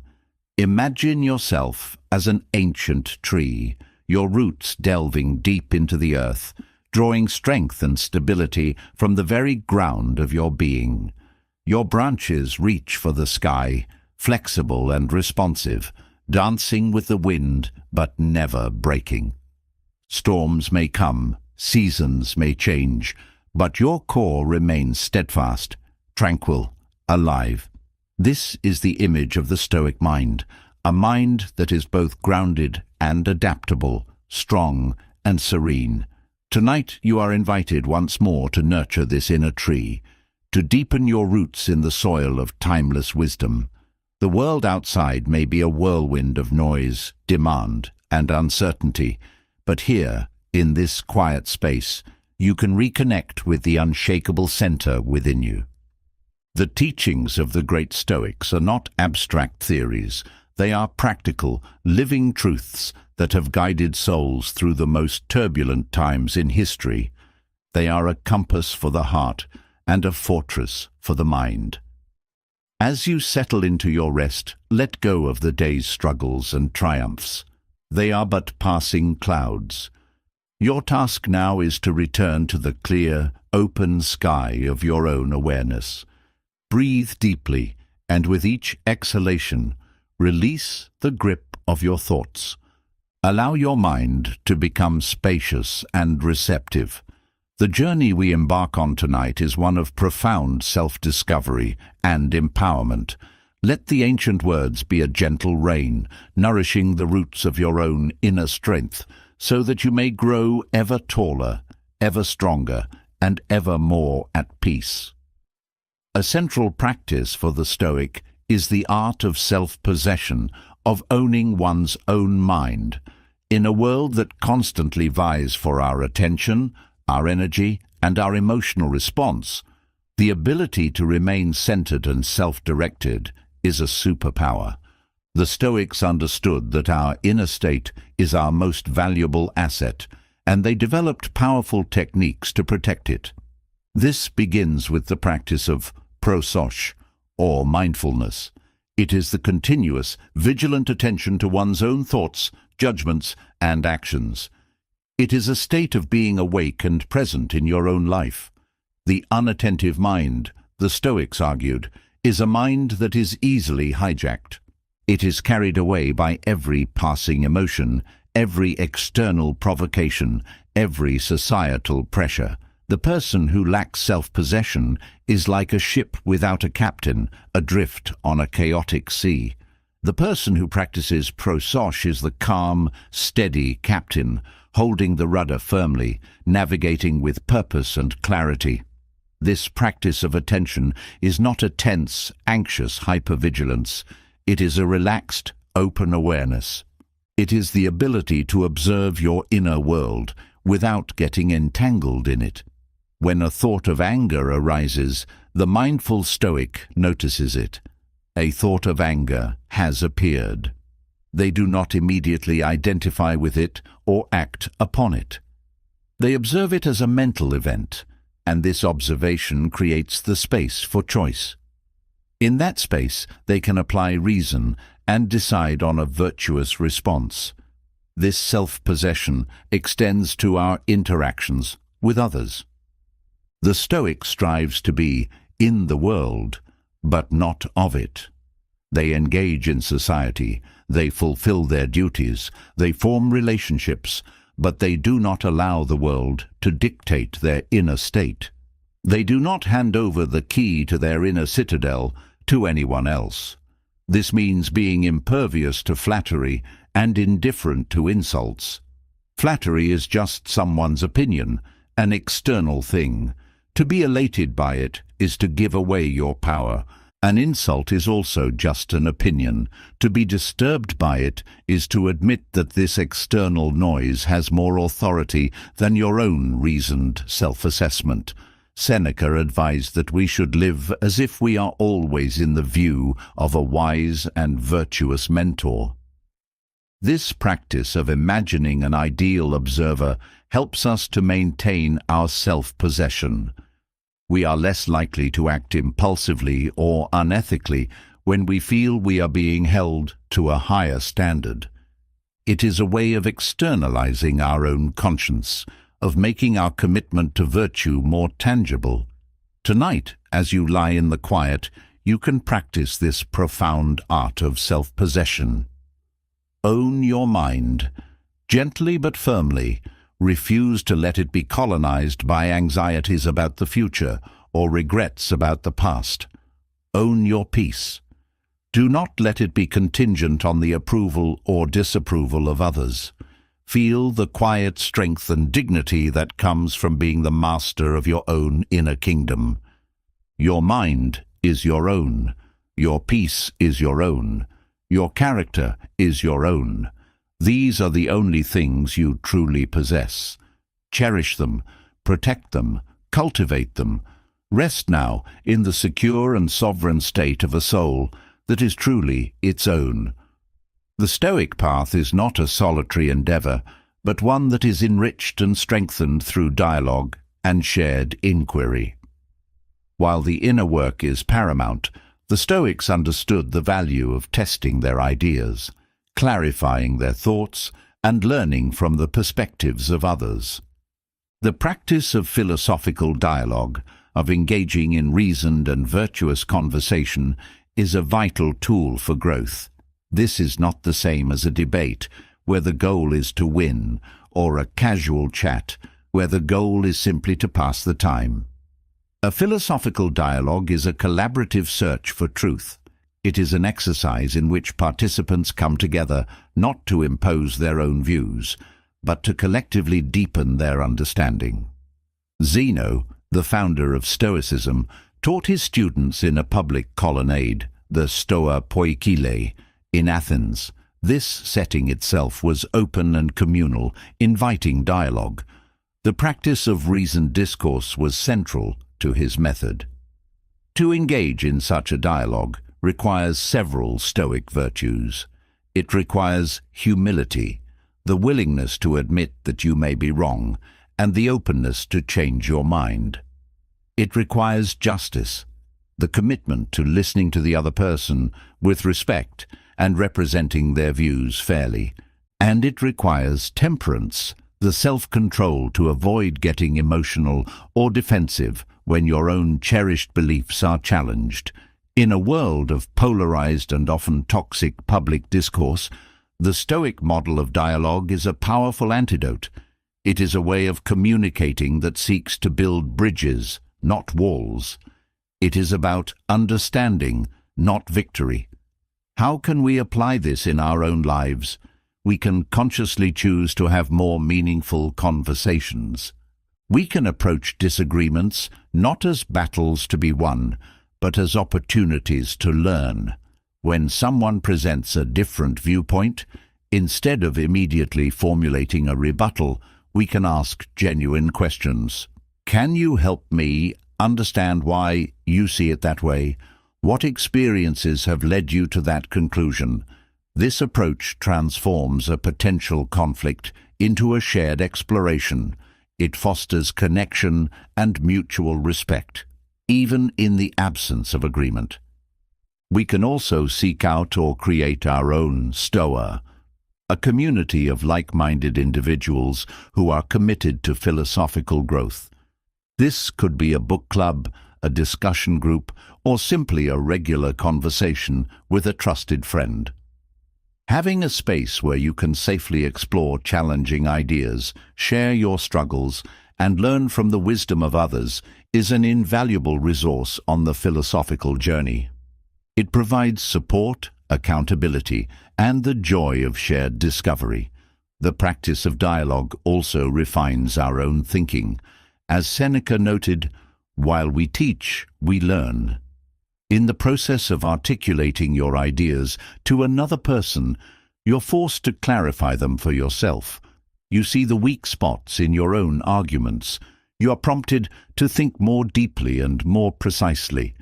The other person acts as a mirror, reflecting your own thoughts back to you in a way that allows for greater self-awareness. Tonight, reflect on the quality of your own conversations. Are they exchanges of information, or are they true dialogues? Do you listen to understand, or do you listen to reply? Set an intention to bring more philosophical curiosity and virtue to your interactions tomorrow. Seek to understand, not just to be understood, and value the profound growth that can come from a genuine meeting of minds. The search for wisdom is a shared journey. Rest now with the sense of connection that comes from being part of this great, ongoing human conversation. A core and often misunderstood aspect of Stoicism is its relationship with pleasure. In a hedonistic culture that often equates happiness with the pursuit of pleasure, the Stoic perspective offers a sobering and ultimately more fulfilling alternative. The Stoics were not against pleasure.